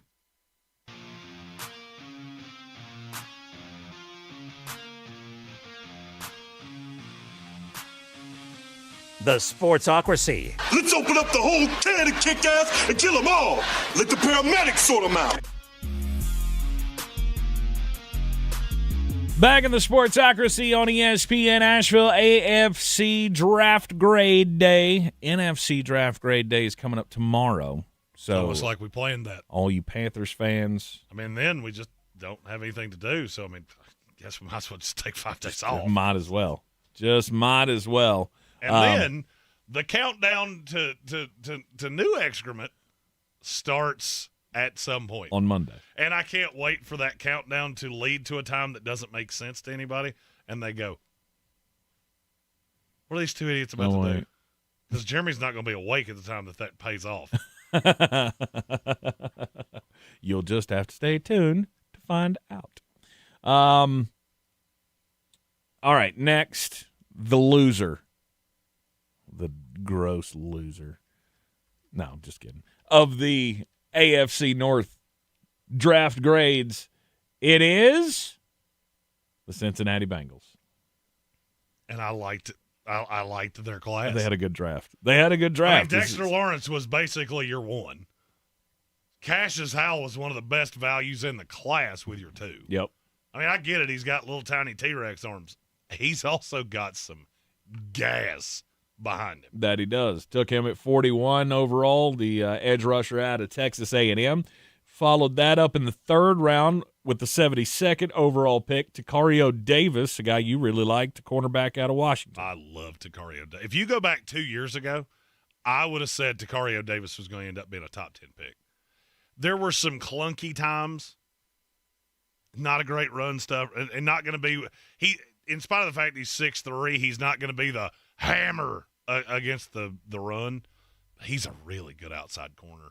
And I do think that allows you to push Dax Hill into the inside. I know Cincinnati fans get upset every time I say that. That's what he is. Oh, but he played well on the outside. Yeah. Did you see who it was against? Go run down those receiver matchups. This, in my head, this proved Lou Anarumo. I think the same thing I do. Yeah. 128 in the 4th round. Our friend of the program, Connor Lou. I love this pick. The center out of Auburn. It was a surprise in the Lou household. That was not the one that they were expected to go to.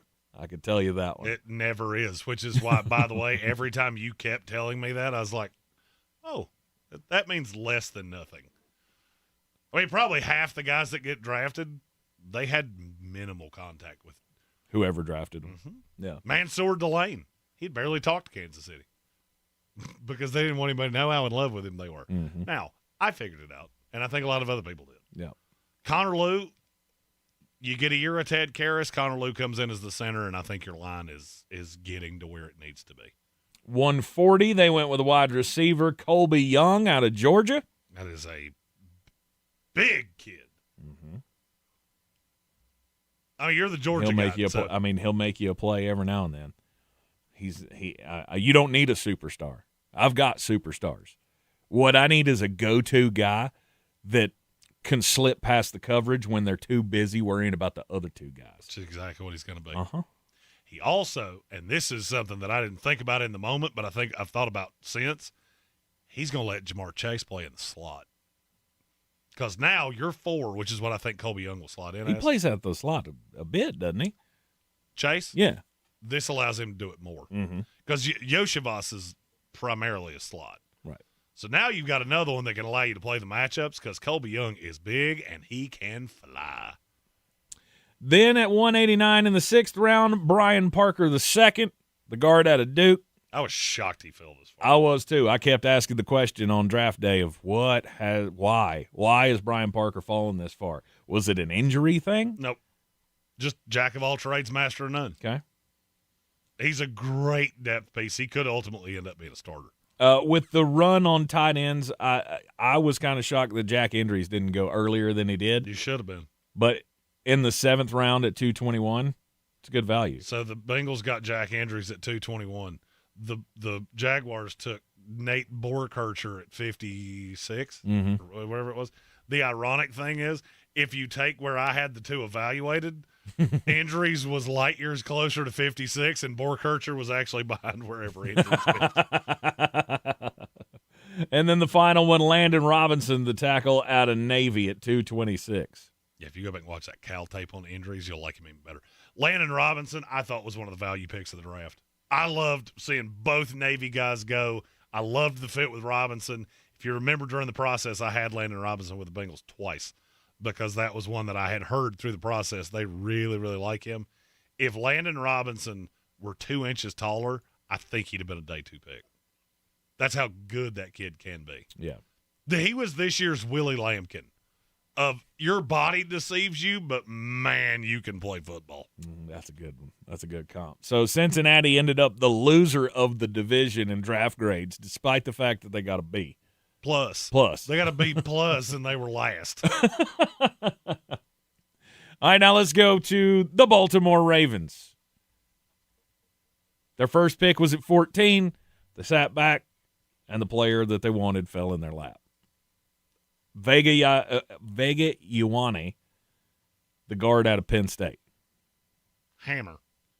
That was always plan A, and it worked swimmingly. Yes, it did. He was the best guard in the class. It was not close. Mm-hmm. That kid has all-pro type potential. Yep. 14-year guard. 10-year Pro Bowler probably, if they keep doing that from past this year.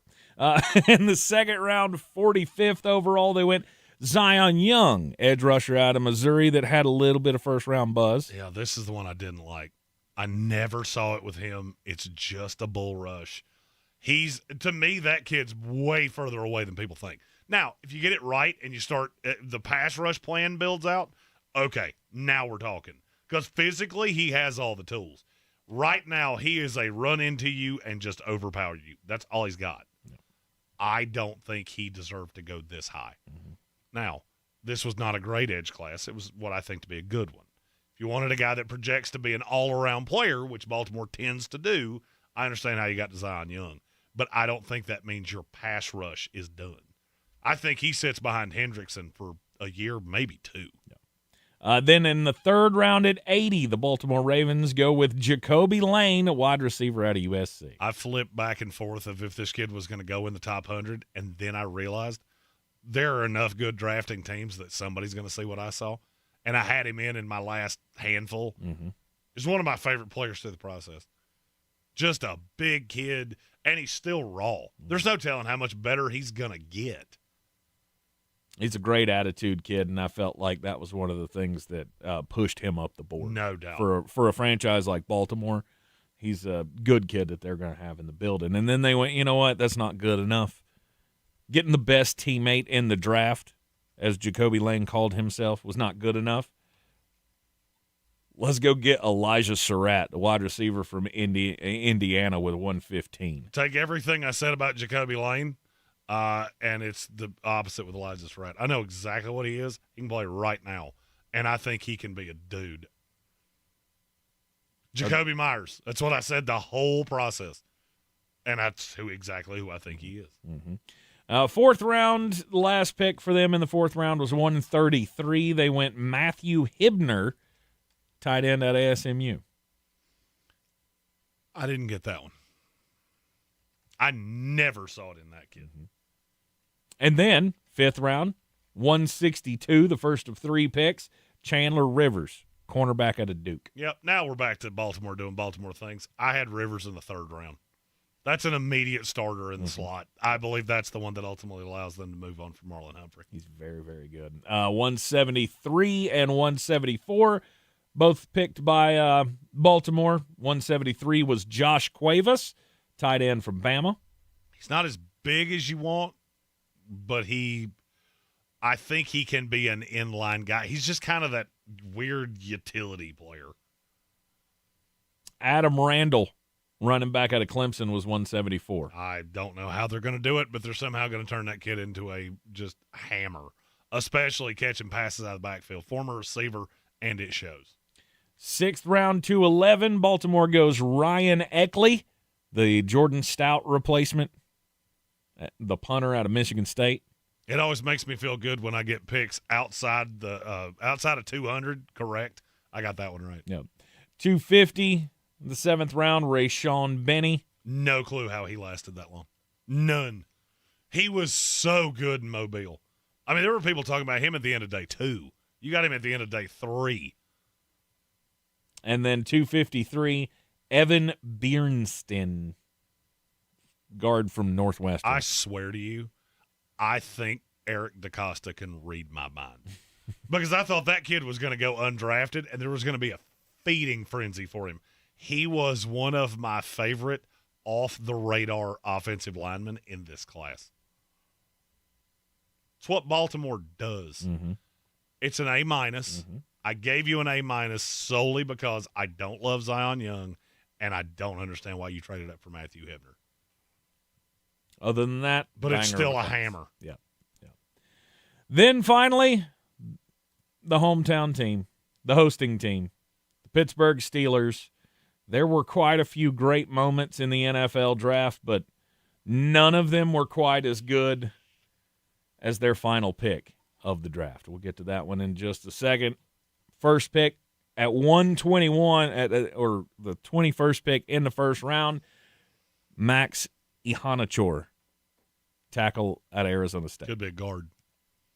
Either one.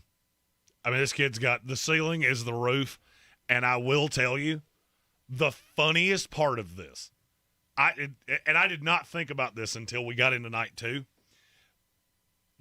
The Eagles traded up to snipe the Steelers. The Steelers turned around and sniped the Eagles because the Eagles were in love with that kid. That was the one that I'd heard through the whole process. Philadelphia's going to find a way to get him. Mm-hmm. I swear to you, they sniped Pittsburgh, and they went, get you back. Oh, you think you threw our plan off? Oh, we're good. Then at 47 in the second round, Jeremy Bernard, wide receiver from Bama. Jericho Cotchery. Said it the whole process. You want a kid that's just going to find ways to win. You're going to need a pretty accurate quarterback because he's not going to separate all that well, but he's always just going to do his job. It's Jeremy Bernard. Third round, they took a quarterback at 76, Drew Aller from Penn State. Well, I believe that's a bit of an indictment on Will Howard. I've never been asked so many questions about a quarterback that mattered so little. Drew Aller has every single trait you could ever want. The problem is he has $1 million arm and a 10-cent brain. Mm-hmm. Cece's sitting right there, by the way. I know. She only asked one of the questions about Will Howard. There are about 142,000 more. Right. Look, Aller's a better prospect than Will Howard. It's not even close. Absolutely. And this is now, if we ever perfect lobotomies and we can put Will Howard's brain in Drew Aller's body, we got a quarterback. Third round, 85th, they went Dalen Everett, cornerback out of Georgia. I liked him way better after seeing him at the Senior Bowl. He was real sticky there. Some of his tape left a lot to be desired. Because he was, if you noticed, did you notice how many times that receivers came up and they would play the highlight reel and it was beating Dalen Everett was the highlight they showed? Yes. I laughed. I bet 7 solid times of, man, Dalen Everett really pissed somebody off at ESPN because I think I have seen him get toasted 19 times. He was routinely toasted. For sure. But the great plays were great. He's got all of the potential. You just have to develop him. The good thing is with Pittsburgh, you have time. Mm-hmm. Jennings Dunker, brother cousin, guard out of Iowa, goes 96 overall to the Pittsburgh Steelers. I think with Pittsburgh, he'll probably end up being a guard. I think he and Ihanachor, though, will be fluid guard tackles, which makes that line really deep. Mm-hmm. Caden Weegan was the selection at 121. I was stunned this kid went so high. I didn't mind it.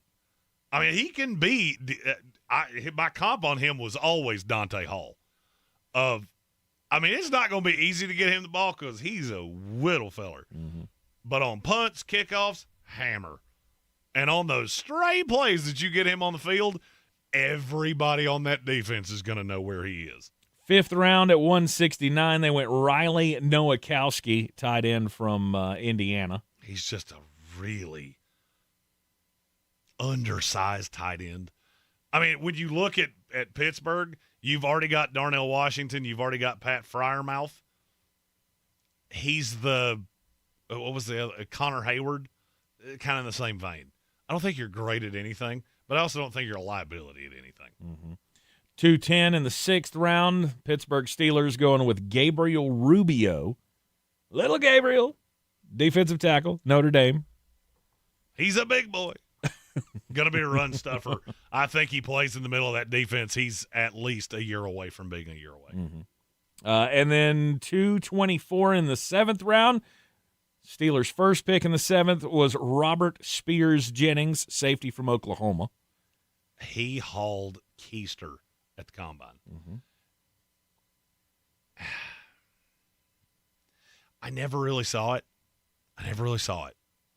The Arkansas tape was good. The Oklahoma tape was fine.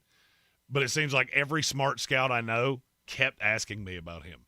So, you know what? Pittsburgh, you gave me no reason to doubt you. I'm just going to follow suit with this one. Yep. And then in the 7th round at 230, the moment of the draft. Or at least it was the biggest moment in the 7th round of a draft that I have ever seen. Eli Heidenreich, the little Swiss Army knife, soon-to-be Marine, or future Marine, I guess we should say. Because he hasn't gone through basic or anything, but he's signed up to be a Marine, I guess, whenever the career's over in the NFL. I don't know how that works. But out of the Naval Academy, Eli Heidenreich, it was a very cool moment because the kid's from Pittsburgh and got to have his moment out on the stage. Oh, it was fantastic, and I think he was the best value pick in the draft. I thought Eli Heidenreich's window opened as soon as we got to day 3. And Logan Paulson called him Wish Christian McCaffrey. That's kind of what he is. Mm-hmm. He's just a gadget, and he is a walking catch. I love that pick for Pittsburgh. They're an A. They are an A. Yep. So that means only one team in the NFC North, or the AFC North, did not get an A. Yep. And they got a B. Yep. It was a good draft for all the teams of the North. We will give you all the grades of the NFC tomorrow here in the Sportsocracy. We also have a member chat to get to, which is a very good question, and it moves on into something that we can now announce here. 'Cause it's all about the money, money, money. All about the money, money, money. I do this for my hustle. So we've long been a very heavy draft show, and that's going to continue. It's actually going to get more significant because we're going to do a lot of off-season stuff because, well, I have a little more time than I'm used to having. It's from Red Sea, said 2027 mock coming out when? Got to see when Arizona takes an actual quarterback. So while we're off at the end of the week, I'm going to do a live of a 2027 mock. I have done about the top 100 players in the class, so I feel like I can do a round and be very succinct. But that will be YouTube only. So, yes, Wordy Dirties for 2027 NFL mock draft. And we have an announcement in that. Nice. What day it comes out will be the day I can tell you what I'm talking about. I don't know which one that is. Coming soon. It'll be by the end of the week. Yes. That'll do it for us here in the Sportsocracy today on ESPN Asheville and the YouTubes. But, Jeremy, he'll be back. Overtime. Yep. Tonight, 7 o'clock, it will be on YouTube as well. So 7 Eastern, I will be live from the Asheville studios. Trey will be in Greenville. And we're going to do winners and losers of the draft. So not grades. This is more the players that are sitting around going, Ty Simpson. Yeah. Winner of the draft. Not close. I mean, he is. Which is funny because it may make his team losers. No doubt about it. We will give them that big falafel tomorrow when we return here in the Sportsocracy on ESPN Asheville and everywhere on the iHeart Radio app. We will see you at noon. ESPN Asheville. Your mountain weather forecast. We do have some rain in the forecast this week, Tuesday and Wednesday. Looking good with sun and clouds this afternoon, 75. Tonight will dip to about 50, a few clouds around. Thickening clouds and a few showers around tomorrow, maybe a thunderstorm, high 75. Wednesday, a few showers, maybe a thunderstorm, 75, and those will last into Wednesday night. But then the cooler weather arrives Thursday, sunshine 65, lows in the 30s. From the Weather Channel, I'm Ray Stage. This report is sponsored by Discover. When you hear a good deal, it's natural to do a double take. That's what you might do when you hear Discover will automatically double all the cash back you've earned on your credit card at the end of your first year with Cashback Match. See terms at discover.com/creditcard. If you can plan barbecues and weddings, you can plan to protect yourself from a natural disaster. Sign up for local alerts, prepare an emergency kit, and make a family communications plan. Get started at ready.gov/plan. Brought to you by FEMA and the Ad Council. Your one stop for advertising? Call 844-844-iHeart. Are you prepared for an emergency or disaster? Because it's not a matter of if, but when. Don't find yourself saying, I'll trust water bottles and a flashlight to save the day, but I'll be proved wrong. With a tornado approaching, I'll realize that I lack a wheelchair-accessible shelter. When the floodwaters rise, I'll be up in the attic with 20 cans of beans. It's a recipe for disaster. let's prepare so we all have a better story to tell. Get started at ready.gov/older adults. Brought to you by FEMA and the Ad Council. News Radio 570 WWNC, now on the FM dial. Okay, whose butt did we kiss to get this? Oh, that was well worth it. Now covering Western North Carolina on 570 and 92.9 FM. The crack of the bat, the sight of green grass and white chalk lines, the aroma of perfectly grilled hot dogs. If right about now you're simultaneously hungry and ready for baseball, then we've got you covered. At Ingalls, we're here for all the fanfare of America's pastime, sponsoring teams from Little League to the pros. So, whether you're the snack parent or just craving that perfect ballpark meal, we've got you covered. Ingalls, your official sponsor of baseball season.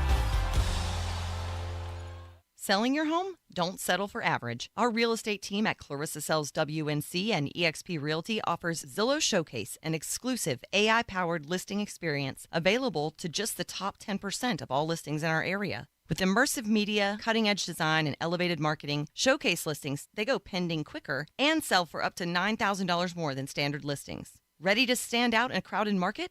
Give our team a call today, 828-774-6343, because your home deserves the spotlight. Do better, be better every day. That's the Parks Promise. Our mission, to improve lives with every interaction. This is JW, General Manager at Parks Ford Hendersonville. Experience the Parks Promise today at parksfordhendersonville.com. That's parksfordhendersonville.com. Speed on the bases, power at the plate, Gold Glove defense across the diamond. The Stars of Atlanta are ready to take the field. Michael Harris going to sprint back, and he somehow makes the catch Willie Mays style and goes into the wall. Back and under new management, Tar Heel Walt Weiss takes the helm, chopping toward another playoff run. The Mountain's home for Braves baseball is ESPN Asheville, proudly brought to you by Parks Ford of Hendersonville. Sure, you know Appalachian Motor Coach is the official shuttle sponsor of the Living the Dream Tailgate Tour. But did you know that they can get you anywhere in style? Weddings, bachelorette parties, corporate gatherings, family reunions, Appalachian Motor Coach makes the ride part of the fun. Luxury seating, climate control, and none of the stress of parking or driving. Appalachian Motor Coach gets you there relaxed, on time, and ready for the party. For more information, visit them at AppalachianMotorCoach.com. Appalachian Motor Coach, the best memories start on the ride. Hurt in the game? We tough it out. Feel exhausted? We push on. Feeling down? We pull ourselves up by the bootstraps. But there are times when bootstraps aren't enough. When stress gets to us and we need to talk to someone about what we're really going through. So we're going to reach out, because sometimes mental health is not a one-person job. Visit loveyourmindtoday.org. That's loveyourmindtoday.org. Brought to you by the Huntsman Mental Health Institute and the Ad Council. You'll use the radio in your car more than anything else. When buying a new car, make sure the AM/FM is simple, clear, and convenient. Portions of the following program were pre-recorded. ESPN Asheville.